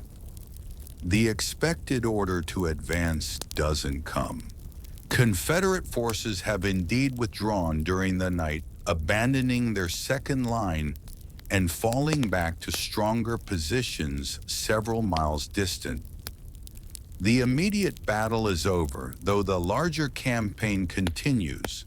The regiment spends the day recovering, burying the dead, improving defenses, in case of counterattack, replenishing ammunition. and supplies. Letters are written to families of the fallen a task that falls to officers, but that often requires input from comrades who witnessed a man's final moments. It's a grim duty, but an important one. Families cling to details of how their loved ones died seeking meaning, or at least closure in the circumstances of their loss. You find yourself appointed acting sergeant for what remains of your squad, the previous sergeant having been among those killed during the charge. It's a field promotion born of necessity rather than formal recognition, but it carries real responsibilities organizing the men, conveying orders, reporting to Lieutenant Parker, who has temporarily assumed command of the company in Captain Harrington's partial incapacitation. The new role keeps you busy throughout the day, leaving little time for reflection on yesterday's events. Perhaps that's a blessing. The mind can only process so much horror at once, and sometimes the merciful thing is to focus on immediate practical tasks rather than dwelling on the larger questions of life, death, and war. By evening, a kind of normalcy has reasserted itself within the regiment. Tents are pitched in orderly rows. Cook fires burn, producing the usual unappetizing but filling fare. Men clean weapons, mend clothing, write letters home. The surface routine of military life continues, though beneath it runs the undercurrent of yesterday's violence and the knowledge that similar experiences likely await in the days ahead. Mail arrives unexpectedly, a welcome surprise that immediately lifts the regiment's collective mood. Among the letters is one addressed to Samuel, forwarded from another unit, before the mail clerks learned of his evacuation. You take custody of it, adding it to your pack alongside the letter you've drafted to his wife, explaining his condition and whereabouts. There's nothing for you this time, but Davis receives a package, a small parcel, wrapped in brown paper and string. He opens it with the eagerness of a child at Christmas, revealing home-baked cookies, carefully packed to minimize breakage during their long journey. Though slightly stale, they're still a luxurious change from Army rations. Davis shares them without hesitation, passing the package around the fire so each man can take one. It's a small gesture, but a significant one. An affirmation of the bonds that have been forged and strengthened by yesterday's shared danger. Even Monroe, still unusually quiet since the battle, accepts a cookie with a nod of thanks. As darkness falls completely, rain continues to patter softly on the tent canvas above you. The sound is almost soothing, a natural counterpoint to the lingering memories of yesterday's gunfire in screams. Davis lies nearby, already asleep despite the early hour, his body still recovering from the physical and emotional demands of combat. You stay awake a while longer, using the faint light of a sheltered candle to write in the small pocket diary you've maintained since the beginning of your service. The entry is brief, just the date, location, and a few words about the charge and its aftermath. Not because you lack thoughts or feelings about the experience, but because some things defy expression in written language, belonging instead to the silent understanding shared by those who were there.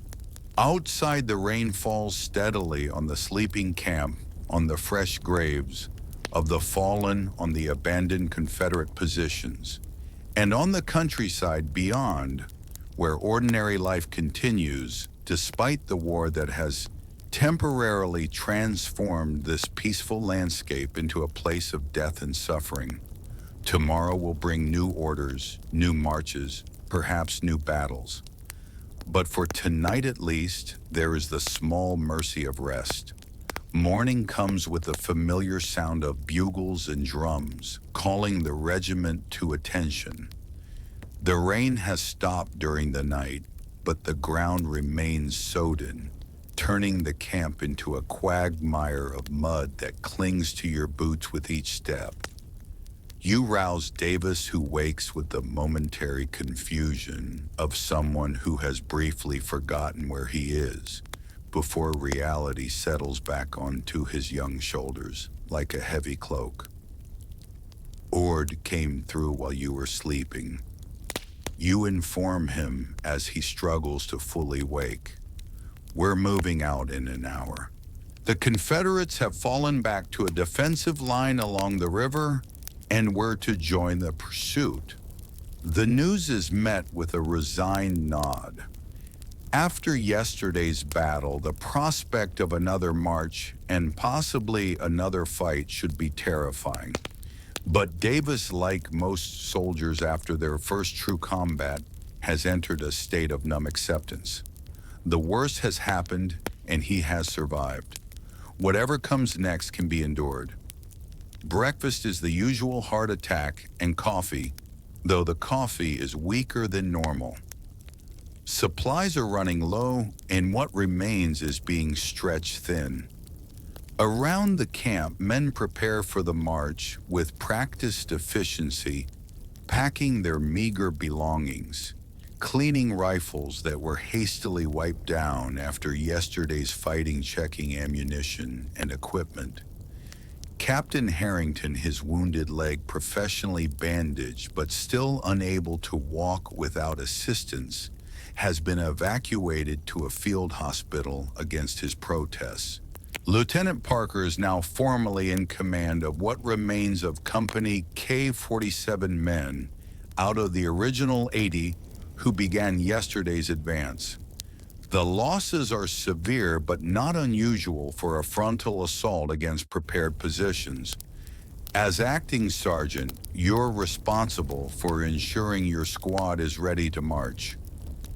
Davis, Monroe, Reynolds, and the two other men, Bennett and Wilson, look to you for guidance with the automatic deference soldiers show to anyone with perceived authority, regardless of how recently that authority was conferred. Bennett helped Reynolds with his pack. That hand's going to give him trouble. You issue instructions, calmly finding that the responsibility actually steadies your own nerves.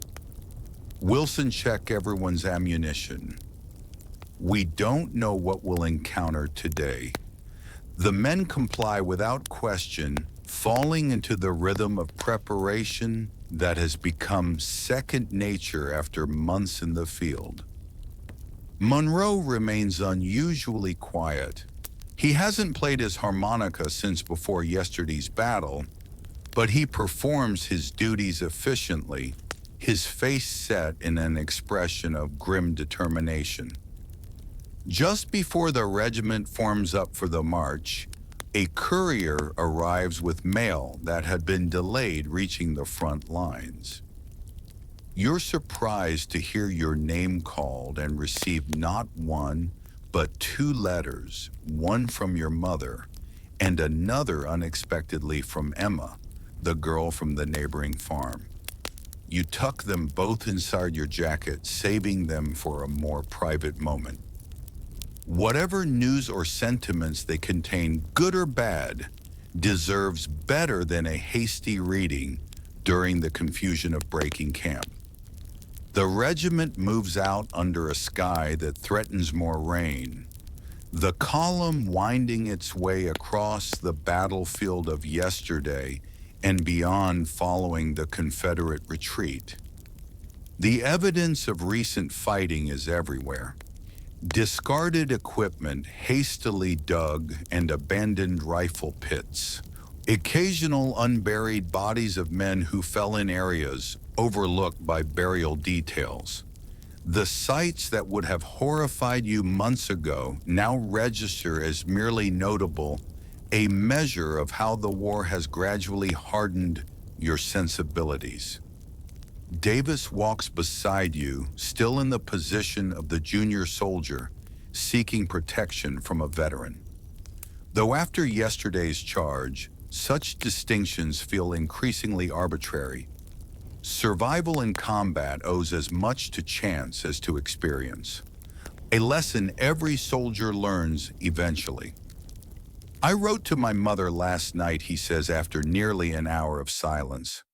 Told her I was fine, that the fighting wasn't as bad as people say. He pauses, staring at the muddy road ahead. That was a lie, wasn't it? It's exactly as bad as they say. Worse, maybe. You consider your response carefully. The boy, though, after yesterday, that term seems increasingly inadequate, deserves honesty. But there's also value in maintaining the protective lies that allow soldiers to function. It's not a lie if it gives her peace, you say finally. And maybe it wasn't as bad for you as it could have been. You're still walking. He accepts this with a nod, perhaps recognizing the pragmatic truth beneath the rationalization. Many men didn't walk away from yesterday's charge. Compared to them, Davis's experience was indeed not as bad as people say. The march continues through the morning, the column moving at the deliberate pace of an army in pursuit, but not in direct contact with the enemy. By noon, scouts report that the Confederate rear guard is just 2 miles ahead, suggesting that the main rebel force has indeed established a new defensive line along the river, as intelligence had indicated. The regiment halts in a small clearing to rest and receive orders. Lieutenant Parker gathers the sergeants, including you in your acting capacity, to relay instructions from regimental command. We're to advance to this position, he explains, indicating a point on his map about a mile ahead. Establish a skirmish line and probe the Confederate defenses, but do not engage in a general action without direct orders.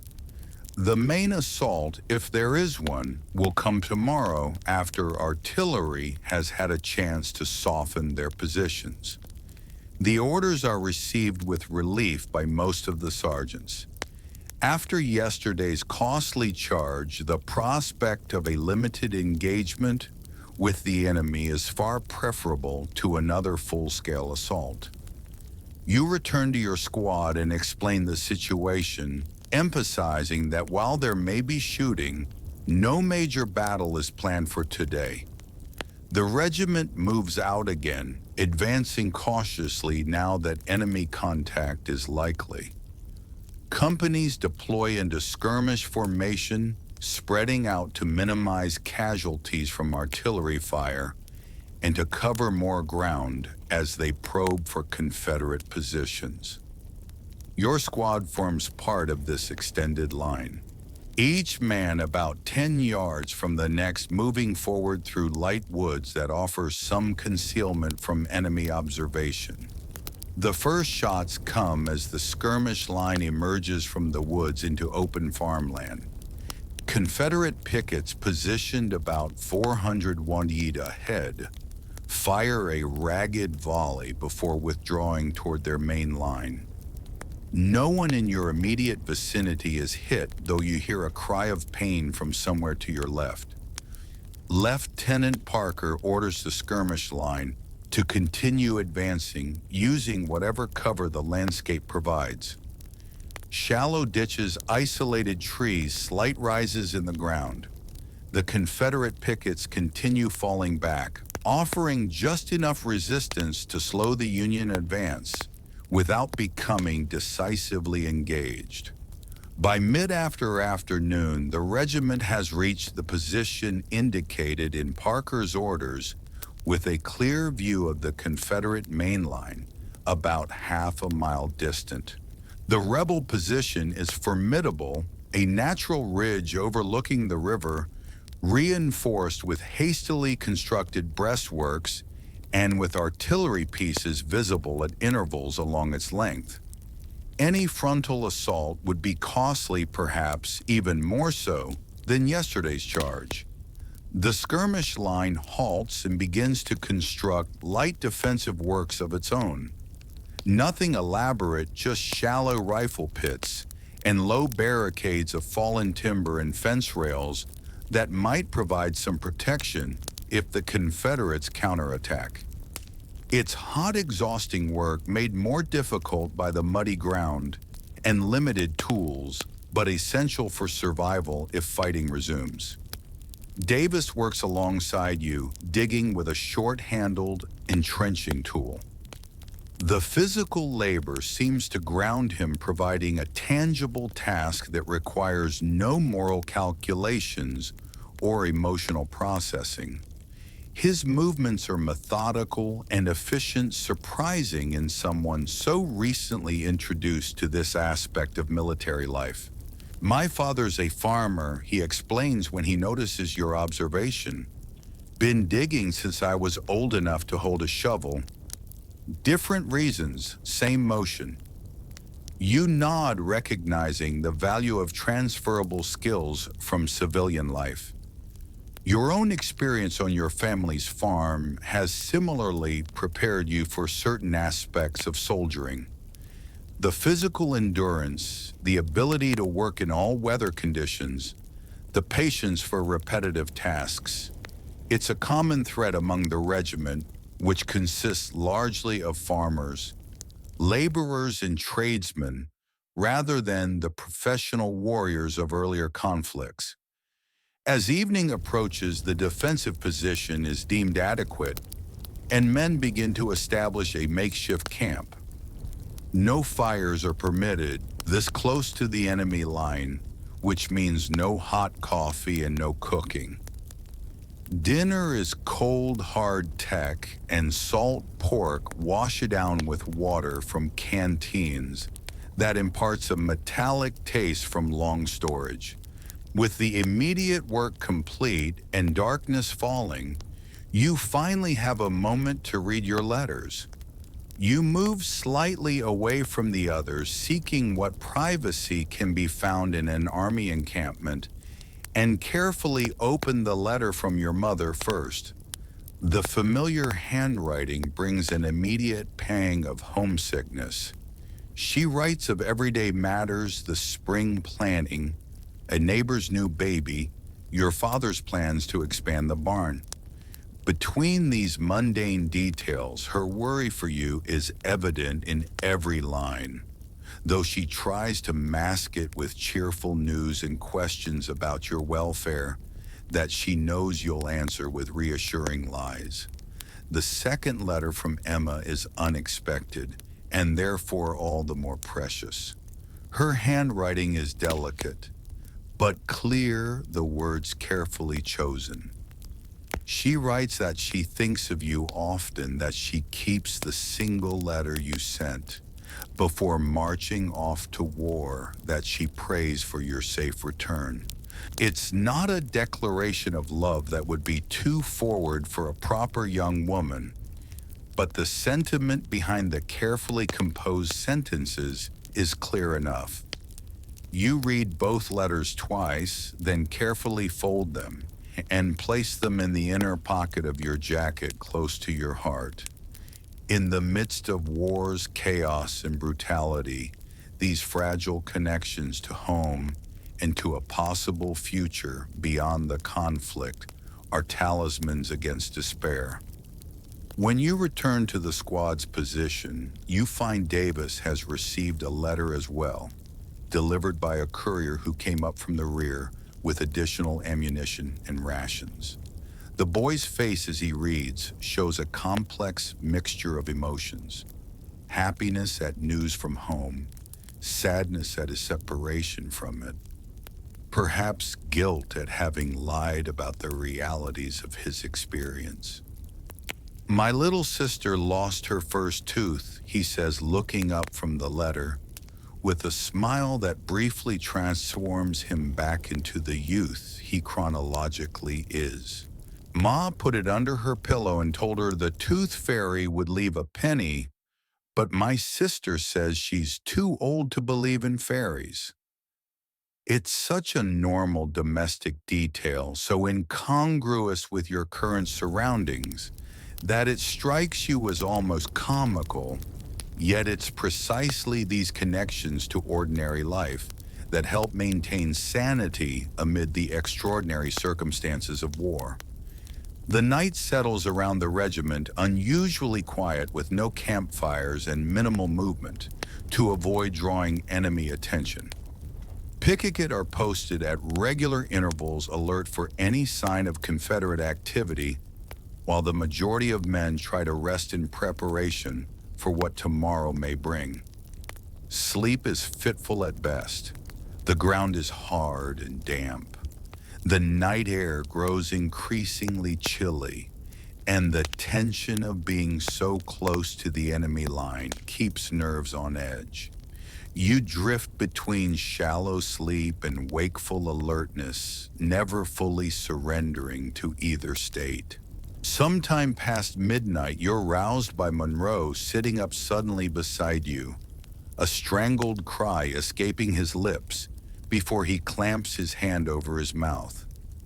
The nightmare that woke him is evident in his wide eyes and trembling hands.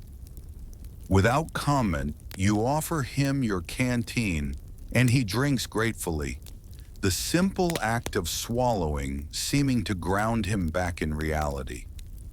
"I keep seeing Miller," he whispers, naming the man from your company who died in yesterday's charge. The way he looked after the bullet hit him. He shakes his head as if trying to dislodge the image.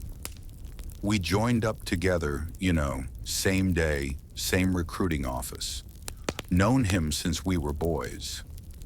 You nod, understanding the particular anguish of losing someone who connects to life before the war.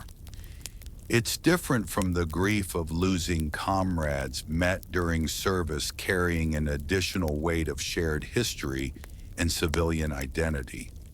Try to remember him before you suggest, quietly careful not to wake the others. "From home, I mean, not from yesterday." Monroe nods slowly, his breathing gradually steadying. After a while, he lies back down, though you doubt he'll sleep much more tonight. Neither will you, most likely. Some nights are simply to be endured until dawn brings the distraction of activity and duty. Morning arrives with a light fog that shrouds the landscape, limiting visibility to about 100 yards. It's both blessing and curse. The fog conceals your position from Confederate artillery observers, but also prevents your own officers from accurately assessing enemy movements and dispositions. Breakfast is more hardtack, supplemented by a precious half ration of coffee that someone has managed to prepare using a small concealed heat source that produces minimal smoke. The hot liquid is reviving after the chilly night, though the taste is weak and bitter. Lieutenant Parker moves along the line, checking positions and providing what information he has about the day's likely operations. The main Union assault, it seems, has been postponed due to the fog.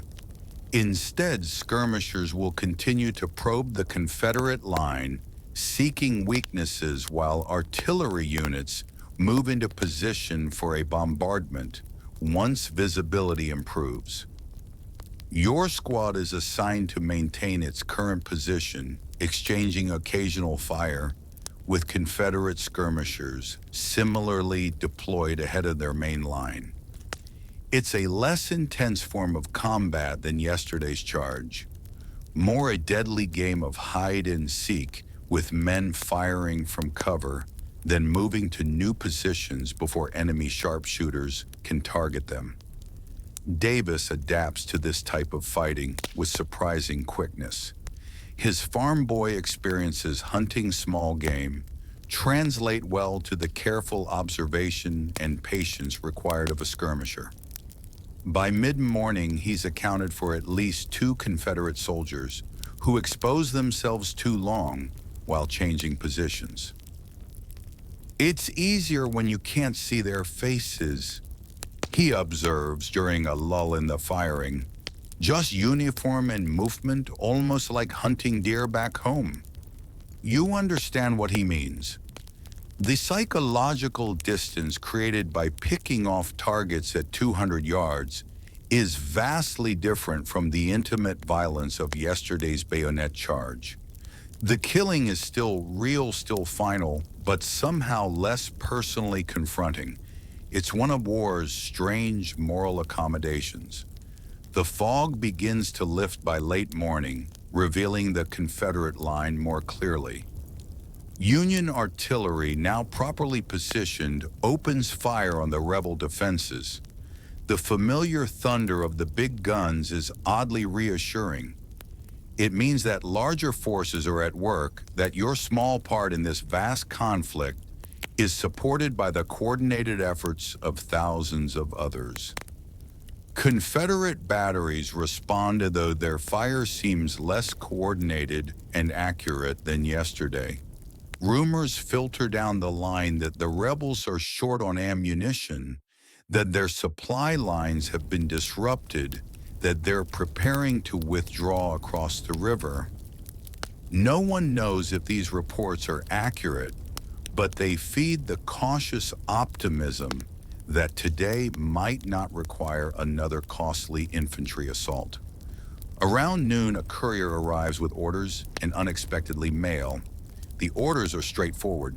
Maintain position, continue harassment fire, prepare for a possible advance later in the day if artillery succeeds in weakening the Confederate defenses. The mail is a more welcome surprise, having somehow caught up with the regiment, despite its rapid advance from yesterday's battlefield. Among the letters is one addressed to you from a field hospital 20 miles back. Samuel's handwriting shaky but recognizable. You open it immediately. Hunger for news of your friend overriding the usual practice of saving letters for a quieter moment. Samuel's letter is brief, written during what he describes as a lucid interval between fever spikes. The pneumonia has worsened, requiring more aggressive treatment, but the hospital conditions are better than he expected. He's under the care of a contract surgeon, a civilian doctor employed by the Army, who seems both competent and caring, a rare combination in military medicine. Most importantly, Samuel has received your letter to his wife and is grateful for your efforts to reassure her.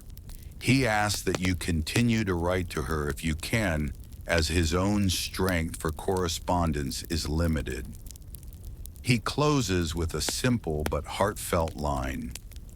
Remember your promise if things go badly, but know that I intend to rejoin you and settle my own affairs when this sickness passes. The letter brings both relief and renewed concern. Samuel is alive and receiving care, but his condition sounds precarious. Pneumonia kills more soldiers than bullets do, especially when complicated by the general debility that months of hard campaigning produces in even the strongest men. You carefully fold the letter and tuck it away, making a mental note to write to both Samuel and his wife when opportunity permits. For now, though, duty calls.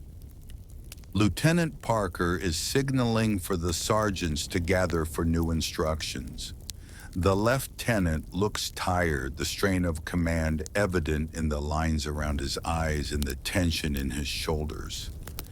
Like most officers in the volunteer army, he's learning the difficult business of leadership on the job, making decisions that affect men's lives without the benefit of formal military education or long experience.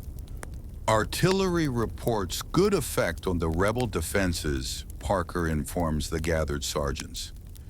We're to advance our skirmish line, to within 300 yards of their position, maintaining steady fire to pin down their infantry while our guns continue working. No general assault unless specifically ordered. The orders are reasonable. Advancing the skirmish line will increase pressure on the Confederates without exposing the regiment to the devastating casualties of a frontal assault against prepared positions. Still moving forward under enemy fire, even as skirmishers with the ability to use cover carry significant risk. You return to your squad and explain the situation. No one shows particular enthusiasm for advancing closer to the Confederate line, but neither is there reluctance or fear. After yesterday's charge, this seems like a manageable task. Dangerous, but not suicidal. We'll move by teams, you explain, drawing a rough map of the ground ahead in the dirt. 2 men advance, while 3 provide covering fire, then switch. Use whatever cover you can find. Don't bunch up. Stay at least 5 yards apart. If someone gets hit, don't stop to help until the firing slackens. Everyone clear. The men nod their faces, showing the focused concentration of soldiers preparing for action. Even Davis has adopted this expression. The wide-eyed nervousness of yesterday morning, replaced by a controlled alertness that makes him look years older. The advance begins with a general increase in fire all along the Union line. Hundreds of rifles creating a continuous rolling volley that forces Confederate defenders to keep their heads down. Under this covering fire, the skirmishers begin moving forward in small groups, dashing from one position of cover to the next. Your squad advances smoothly, the men working together with practiced coordination, despite never having trained specifically for this maneuver. Military necessity creates its own expertise, teaching lessons more effectively than any drill manual. The Confederate response is sporadic at first, then increasingly accurate as they recognize the threat of the advancing skirmishers. Bullets kick up dirt around you as you dash from behind a fallen log to a shallow depression that offers minimal cover. To your right, Davis slides into position beside a large rock, his rifle already coming up to his shoulder as he seeks targets along the rebel line. The advance continues yard by painful yard, each movement exposing the men to enemy fire, each new position offering temporary safety before the next dash forward. It's exhausting work physically and mentally. The constant calculation of risk, the surges of adrenaline with each exposed movement, the strain of maintaining accurate fire while under fire yourself. A cry of pain draws your attention to the left, where Reynolds has fallen clutching his leg. Bennett, his partner in the advance, hesitates momentarily, torn between continuing forward and helping his wounded comrade. "Keep moving," you shout over the din of gunfire. "I'll get him." Bennett nods and continues his advance while you work your way carefully to Reynolds' position. The wound is serious, but not immediately life-threatening. A bullet has torn through the meat of his calf, causing significant bleeding, but missing bone and major blood vessels. "Can you move if I help you?" you ask, already tearing a strip from your own shirt to use as a temporary bandage. Reynolds nods through gritted teeth, his face pale but determined. With your assistance, he begins crawling toward the rear, staying low to avoid presenting a target to Confederate marksmen. You cover his retreat with occasional shots toward the rebel line, more to discourage accurate fire than with any expectation of hitting specific targets. Once Reynolds is safely on his way to the regimental aid station, you rejoin the advance, moving up beside Davis, who has maintained steady fire throughout the incident.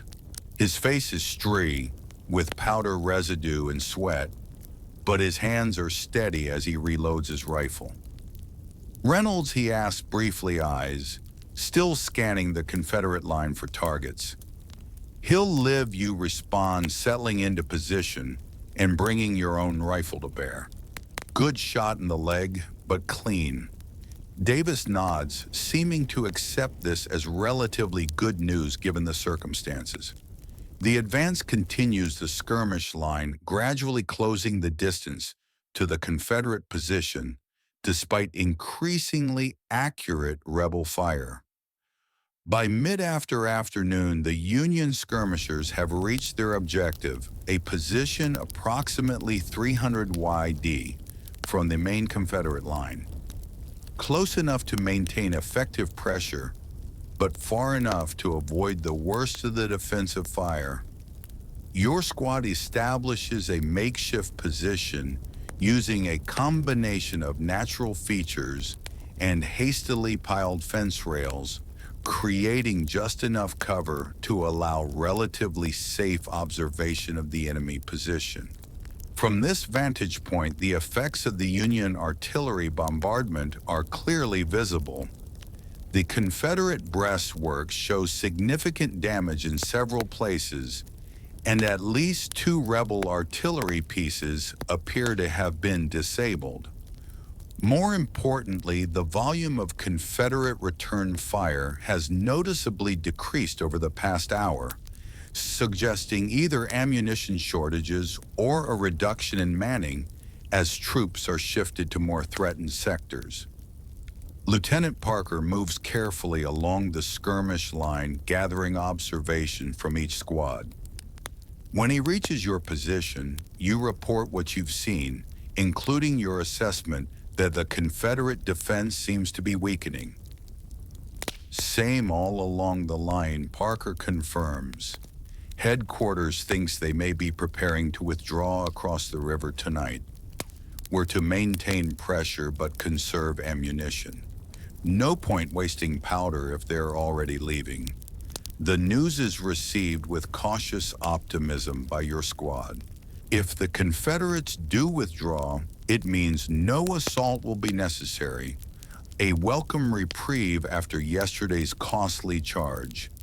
But experience has taught all of you that the enemy is often most dangerous when appearing to retreat, sometimes turning a withdrawal into a devastating counterattack if pursued too eagerly. The remainder of the afternoon passes in a pattern of sporadic firing, interspersed with periods of watchful waiting. The Confederate fire continues to slacken, and by early evening, it's reduced to occasional shots from what appear to be a thin line of skirmishes covering the main rebel position. As darkness falls, the Union line establishes a rotation for the night watch, allowing 2-3 of the men to rest while 1/3 maintains vigilance. Your squad draws the middle watch, meaning you can sleep for a few hours before taking your turn at guard duty. You use the opportunity to write letters by the light of a carefully shielded candle. One to Samuel, expressing hope for his recovery and providing news of the regiment, and another to his wife Sarah, offering reassurance about his care and condition without minimizing the seriousness of his illness. It's a difficult balance to strike, but honesty tempered with hope seems the kindest approach. Sleep when it comes is deep. Despite the hard ground and cooling night air, the physical and mental exertion of the day's activities has left you thoroughly exhausted, able to ignore discomforts that would have kept you awake in civilian life. Davis sleeps nearby, his young face relaxed in slumber, momentarily free from the strain of maintaining adult composure under fire. Your squad's watch begins at midnight, a 4-hour shift of tense alertness, in the darkness, straining eyes and ears for any sign of Confederate movement. The night is unusually quiet. No artillery exchanges, minimal picket firing, just the occasional sound of distant movement that might be troops repositioning or might simply be the wind through trees. Dawn reveals what the night sounds had suggested. The Confederate force has indeed withdrawn across the river, leaving only a token rear guard that quickly retreats when Union skirmishers advance. The formidable position that might have cost thousands of lives to take by assault has been abandoned for strategic reasons known only to the Confederate High Command. The regiment moves forward cautiously, wary of traps or ambushes, but finds only the detritus of a hastily abandoned camp. Discarded equipment too heavy to carry and retreat. Cooking fires still warm, even the occasional personal item that speaks to the humanity of the enemy. A daguerreotype of a woman and child, a small worn Bible, a carefully preserved letter from home. Looking at these abandoned possessions, you're struck by the strange intimacy of war. How it brings men to kill other men with whom they might, in different circumstances, have shared a meal or swapped stories of home. Davis seems similarly affected, handling a found Confederate haversack with the same care he might show for a Union soldier's belongings. "They're just like us, aren't they?" he says, quietly examining a crude wooden spoon carved from a tree branch. Some rebel soldiers attempt to create a small comfort amid hardship. Same hopes, same fears, just wearing different uniforms. It's a simple observation, but a profound one, particularly coming from someone who, 24 hours ago, was efficiently shooting at those same men from 300 yards. The ability to see the enemy as fully human while still performing the duties of a soldier is a complex moral position that many never achieve. As the regiment secures the abandoned Confederate position orders arrive from division headquarters, you are to remain in place for 24 hours, resting and resupplying before continuing the pursuit of the retreating Confederate force. After the intensity of the past 2 days, the prospect of even a brief respite is welcome news. The day unfolds with a relaxed routine that feels almost luxurious after the constant tension of combat operations. Proper meals are prepared as supply wagons catch up with the advancing regiment. Mail is distributed, including newspapers that, though weeks old, provide a welcome connection to the wider world beyond the immediate military sphere.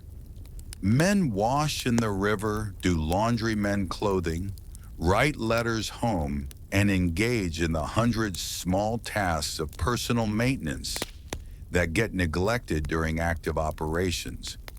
You use the opportunity to check on Reynolds, now in a proper field hospital, established in a farmhouse behind the Union line.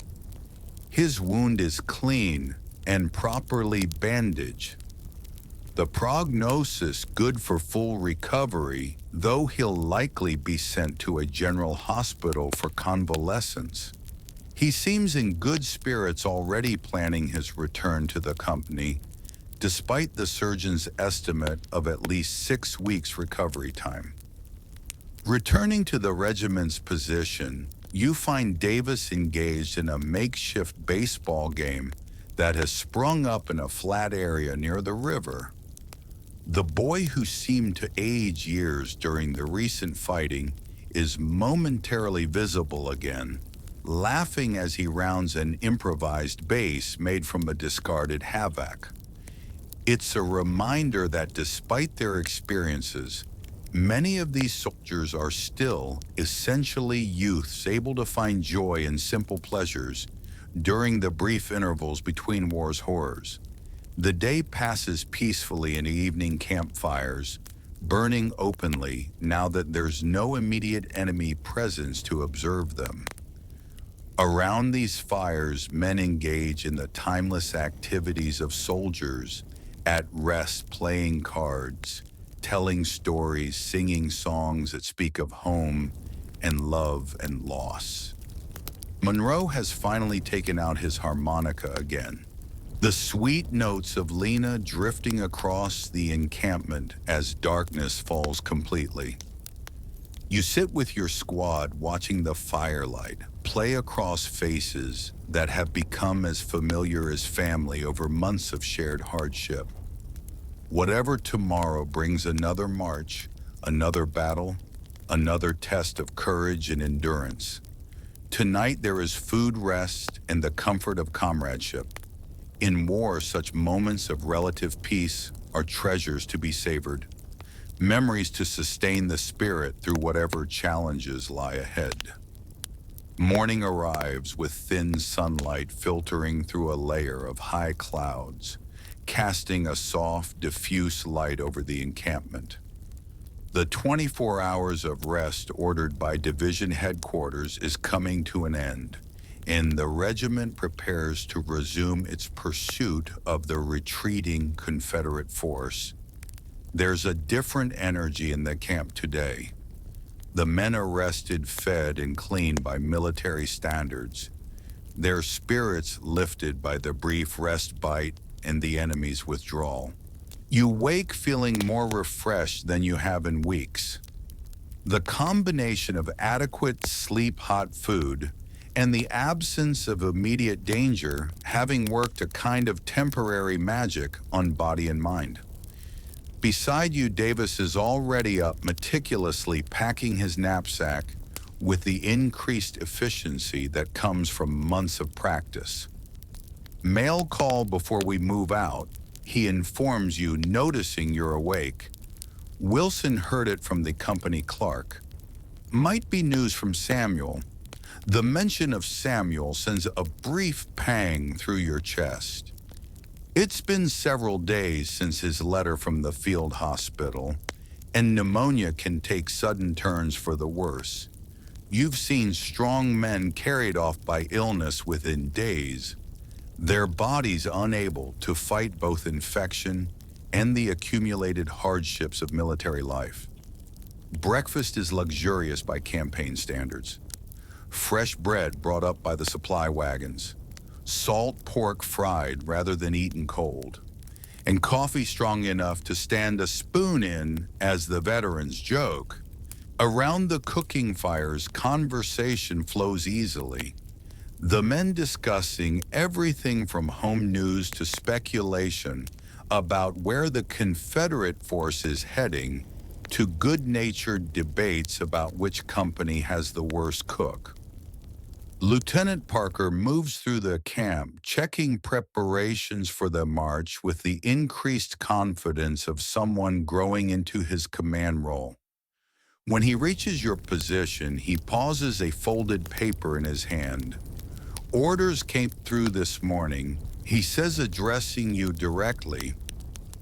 Your field promotion to sergeant is confirmed. It's not just acting anymore.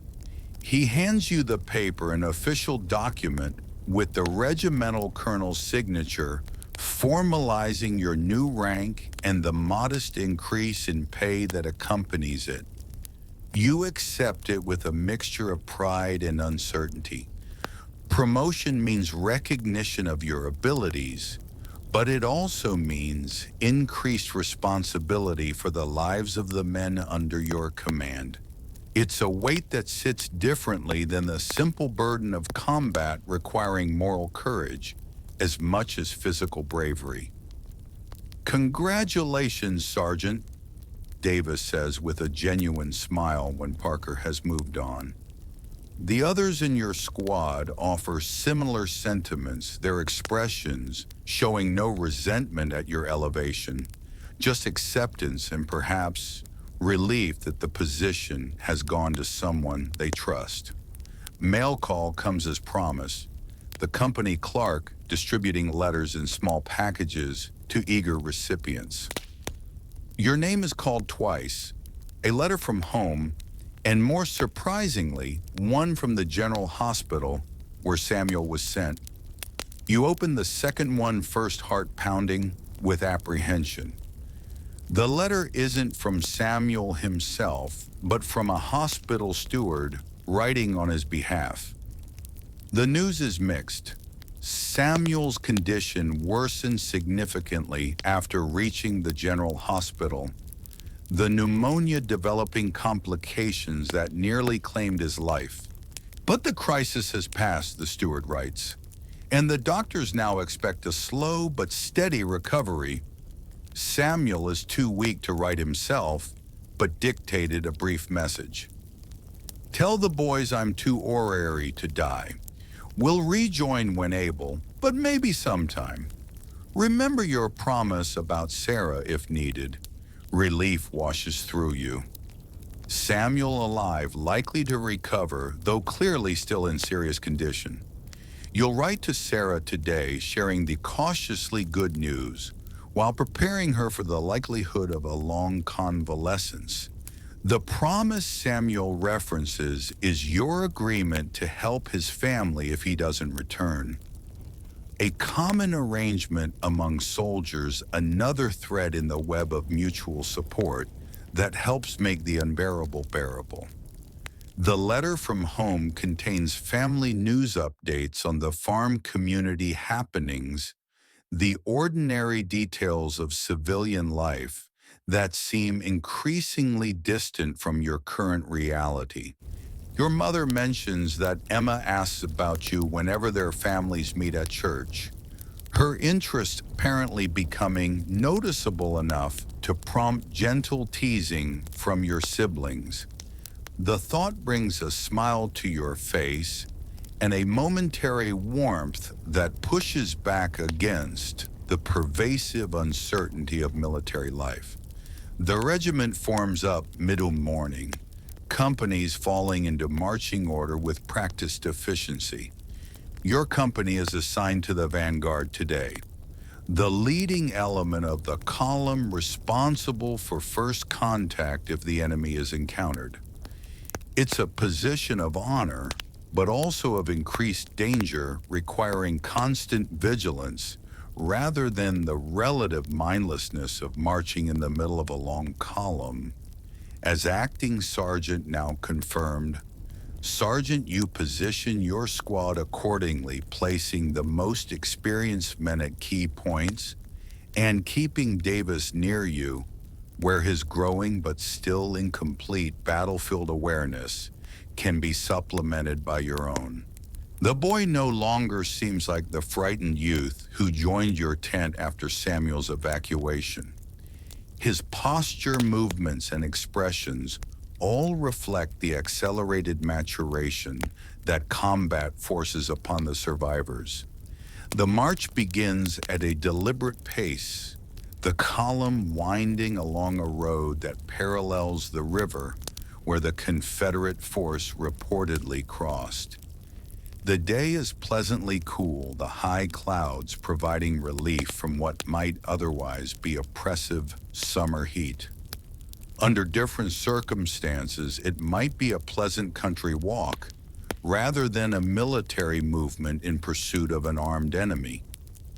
By midday, scouts report that the Confederate rear guard has been spotted about 3 miles ahead, defending a crucial crossroads that the main rebel force passed through during the night.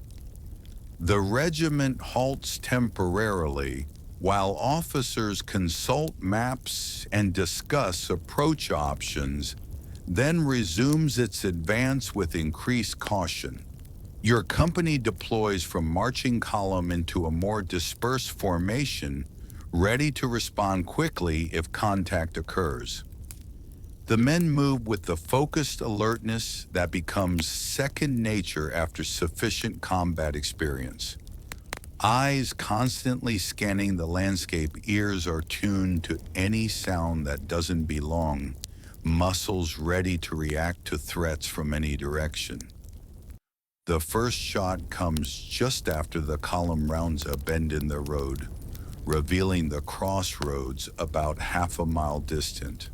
A puff of white smoke appears from a cluster of trees to the right, followed seconds later by the crack of a rifle. The bullet passes harmlessly overhead, but its message is clear. The enemy is present and prepared to contest your advance. Lieutenant Parker orders the company to deploy as skirmishers, spreading out to minimize vulnerability to enemy fire while advancing toward the Confederate position. Your squad takes position on the right flank using a shallow drainage ditch that runs parallel to the road as partial cover.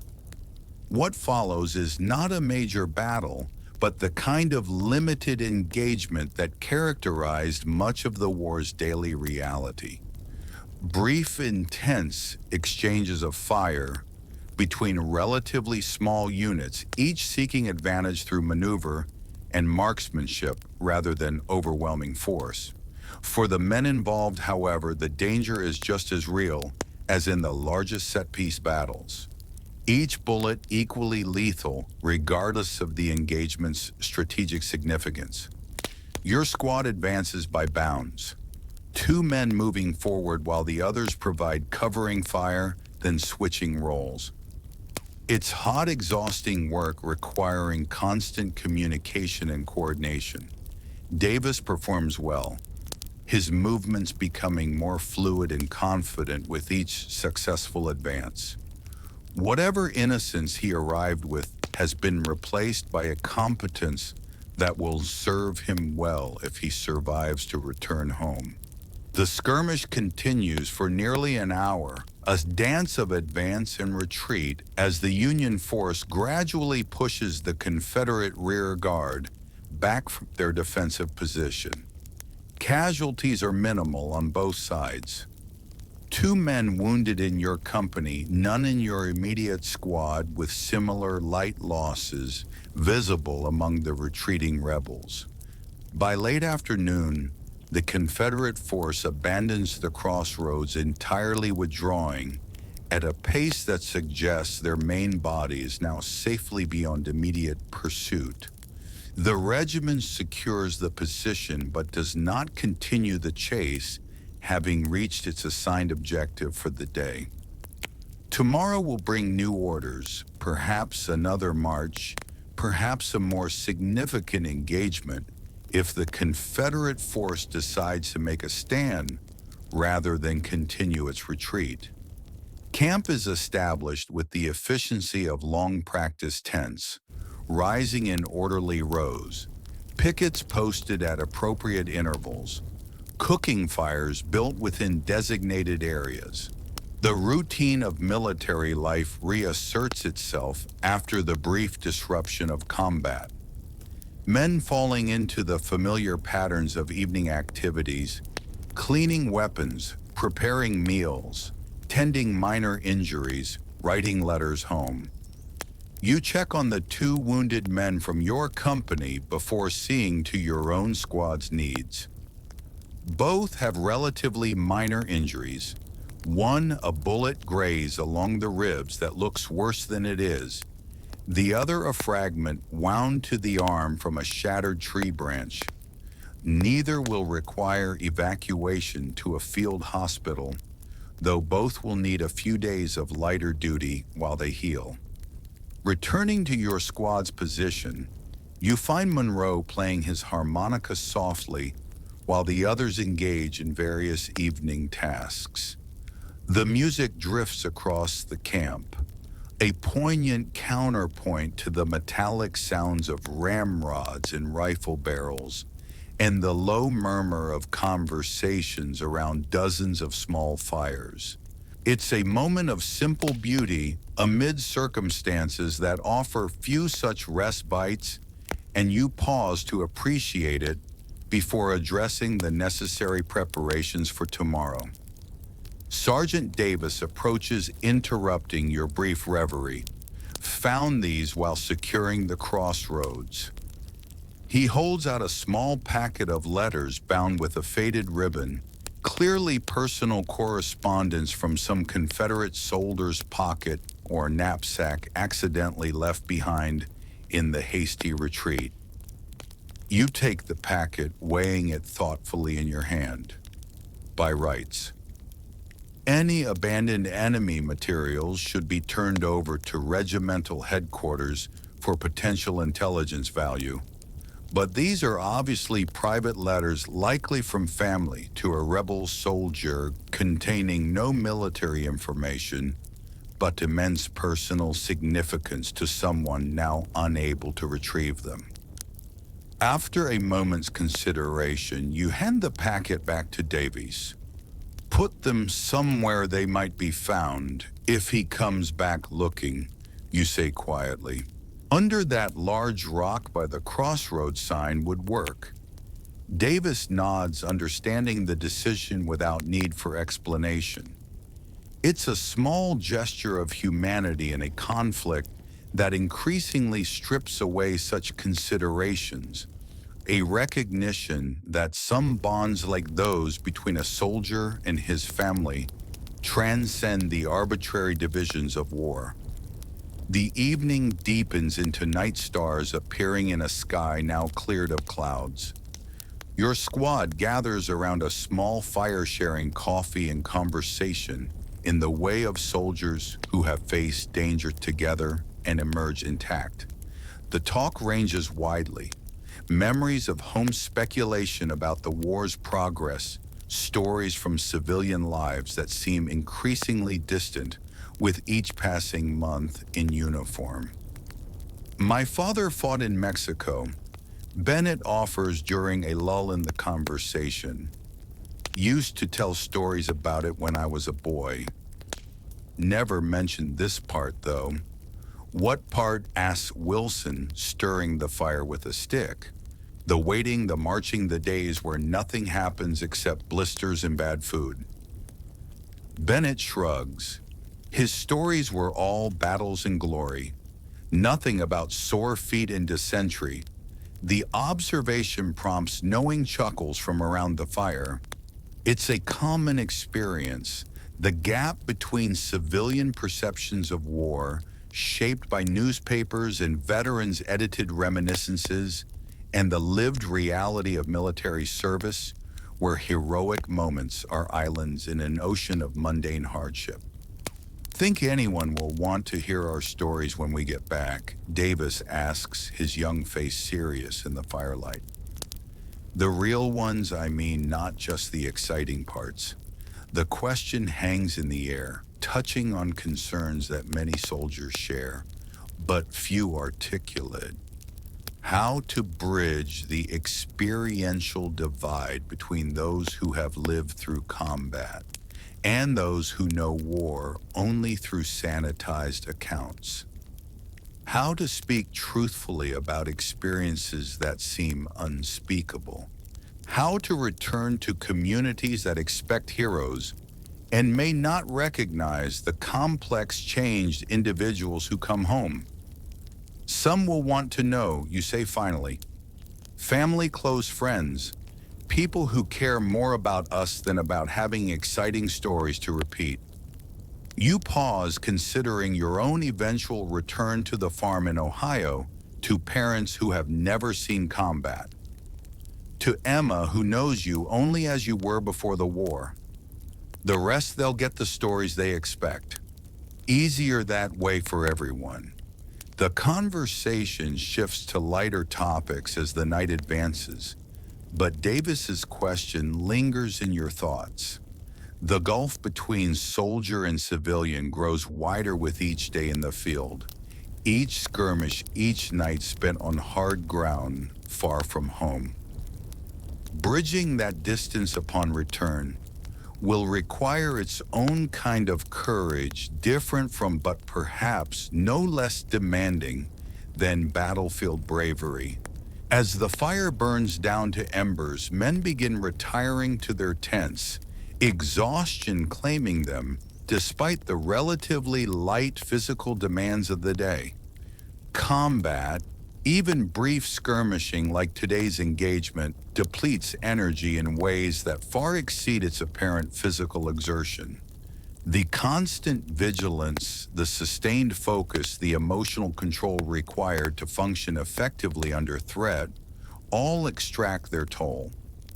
You remain by the fire a while longer, using the solitude to compose a letter to Samuel's wife Sarah. Finding the right balance between honesty and comfort is challenging, but you settle on a straightforward account of his condition, as reported by the hospital steward, emphasizing the doctor's optimism while acknowledging the severity of his illness. You add personal observations about his strength of character and determination qualities that have served him well in military life and will aid his recovery. The letter complete. You sit back watching the last flames flicker among the coals. Tomorrow will bring whatever it brings. Another march, another skirmish, perhaps a major battle if the Confederate force decides to make a stand. Or perhaps something entirely unexpected. War being the realm of chance and chaos, despite all attempts at planning and prediction. For tonight, though, there is the simple fact of survival. You have lived through another day of war, as have the men under your care. It's a modest victory, but not an insignificant one, in a conflict where disease accident and enemy action claim lives with capricious regularity. Each sunset reached intact is a small triumph against the statistics of mortality. Davis emerges from the tent, moving to sit beside you at the dying fire. His expression is thoughtful, his movements carrying the slight stiffness that comes from muscles unused to the day's exertions, despite months of military service. "Do you think it will end soon?" he asks, not looking at you, but staring into the embers. "The war." I mean, it's a question every soldier asks eventually. Usually in these quiet moments when immediate survival is not at stake and the mind can contemplate larger patterns. The answer is never satisfying. "I don't know," you reply honestly. "Feels different now than it did last year, but that doesn't mean it's nearly over." He nods, accepting the uncertainty. "My enlistment's up in 4 months. Been thinking about whether to re-enlist or go home." The statement surprises you. Despite his rapid adaptation to military life, you've assumed Davis would return to civilian life at the first opportunity. Reclaiming the normal progression from youth to adulthood that war has interrupted, that he's considering remaining in service, suggests changes deeper than the obvious physical maturation and combat competence. "What's pulling you each way?" you ask, genuinely curious about his reasoning. He considers the question carefully before answering. "Home as well. It's home, family, the farm, a future that makes sense." He pauses, searching for words, but it feels like leaving a job, half you know, and the men here. He gestures vaguely toward the surrounding tents. "It's different from any other kind of friendship. Don't know if I could explain it to people back home." You understand precisely what he means. The bonds formed among soldiers transcend ordinary friendship, forged in shared danger and mutual dependence that civilian life rarely demands. It's a connection that many veterans find impossible to replicate after returning home, leading some to maintain lifelong associations with former comrades while struggling to form equally meaningful relationships with those who haven't shared their experiences. Whatever you decide, you tell him, make it your choice. Not what you think your family expects or what the regiment needs or what sounds most noble, just what you can live with when you look back years from now.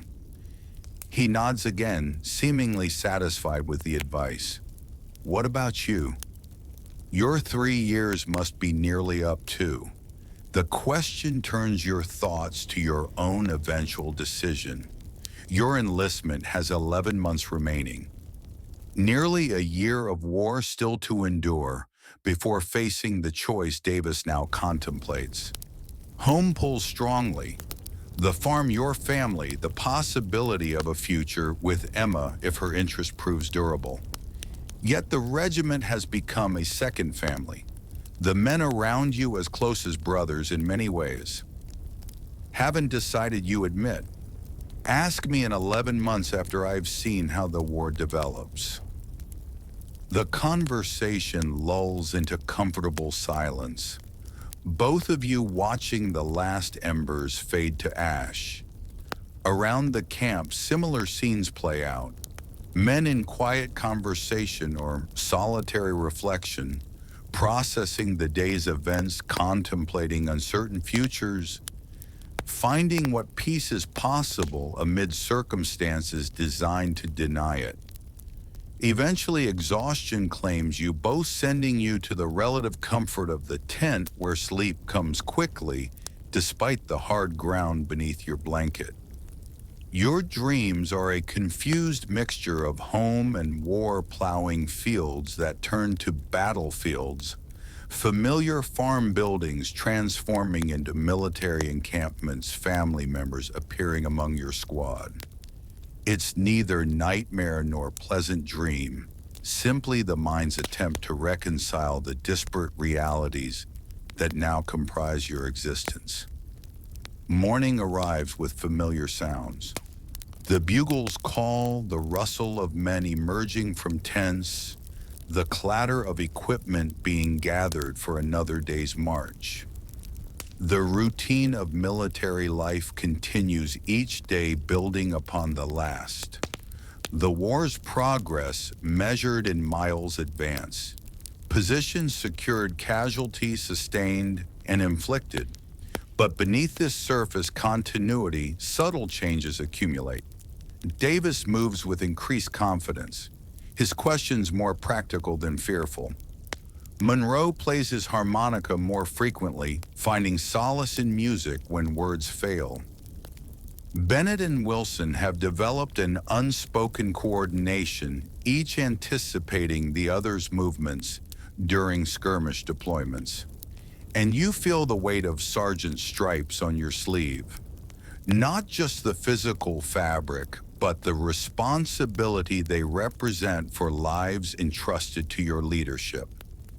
These incremental adaptations multiplied across thousands of men in hundreds of regiments form the true story of the Civil War soldier's experience. Not just the dramatic moments of charge and countercharge, victory and defeat, but the daily endurance of hardship, the formation of bonds that transcend civilian understanding, the gradual transformation from citizen to soldier, and for the fortunate, eventually back to citizen again. As the regiment forms up for the day's march, you take your position at the head of your squad, checking equipment and alignment with practiced efficiency. The road stretches ahead, leading toward whatever engagement or encampment the day will bring. Behind lies yesterday's crossroads, one small point on a map of conflict that spans a continent, and somewhere beyond the horizon waits home, a place both unchanging and irrevocably altered by your absence. Just as you have been changed by experiences that those who remain behind can never fully comprehend. The drums begin their cadence and the column lurches into motion. Left foot, right foot. The eternal rhythm of the infantry marking time toward an end that remains beyond sight but must eventually arrive. Until then, there is only the next step, the next mile, the next day of a Civil War soldier's life endured with grim determination, occasional humor, rare moments of beauty, and the sustaining knowledge that you do not walk alone. And perhaps that in the end is what defines the Civil War soldier's experience most essentially. Not the politics that divided a nation, not the strategies that generals plotted on maps, not even the courage displayed in desperate moments of combat. Rather, it is the discovery that human connection persists even in wars in humanity. That brotherhood can be found amid brutality, that moments of grace appear in the most graceless circumstances. Left foot, right foot, the march continues carrying you and thousands like you through history's bloodiest chapter on American soil. Some will fall along the way, their journey ended by bullet or disease. Others will return home forever changed, carrying memories that shape their remaining days. All are united by having lived the answer to the question, what was it like to be a Civil War soldier? It was hardship and camaraderie, boredom and terror, mundane routine, and extraordinary sacrifice. It was feet blistered from endless marching and hands calloused from digging countless rifle pits. It was the taste of hardtack softened in coffee and the smell of gunpowder that lingered in uniforms for days after battle. It was letters from home read by firelight and final messages dictated to strangers in field hospitals. It was everything human experience encompasses, compressed and intensified by the proximity of death and the forge of shared adversity. As the regiment disappears around a bend in the road, the dust of its passing settling on empty fields, we leave our unnamed sergeant and his squad to continue their journey. Their war will eventually end, as all wars must. Some will survive to tell their stories. Others will become names carved on stones or fading entries in regimental logs. But in this moment, they march together under the summer sun, their individual fate still unwritten, their collective experience forming one small thread in the complex tapestry of a nation's most defining conflict. The road stretches onward, and the soldiers follow step by step into history. When we consider the Civil War today, we often focus on the grand movements of armies, the political machinations of leaders, or the social transformations that followed emancipation. These perspectives are valid and important, but to truly understand this pivotal chapter in American history, we must also remember the individual men who lived it day by day, not as historical figures, but as human beings who ate and slept, laughed and wept, feared and hoped, and ultimately shaped a nation's destiny through their collective endurance. Their legacy lives on, not just in monuments and textbooks, but in the very fabric of American identity. A reminder that our nation was tested by fire, and those scarred emerged intact through the courage and sacrifice of ordinary people facing extraordinary circumstances. As you drift towards sleep tonight, perhaps you might spare a thought for those long ago soldiers, blue and gray alike, who once lay beneath the same stars that now shine over your home. Their dreams not so different from your own, despite the vast distance of time and experience that separates you from them. In remembering them, we honor not just their service, but our shared humanity, the enduring connection that binds us across generations, to those who came before and those who will follow. All of us participants in the continuing story of a nation still striving to fulfill its promise of freedom and justice for all,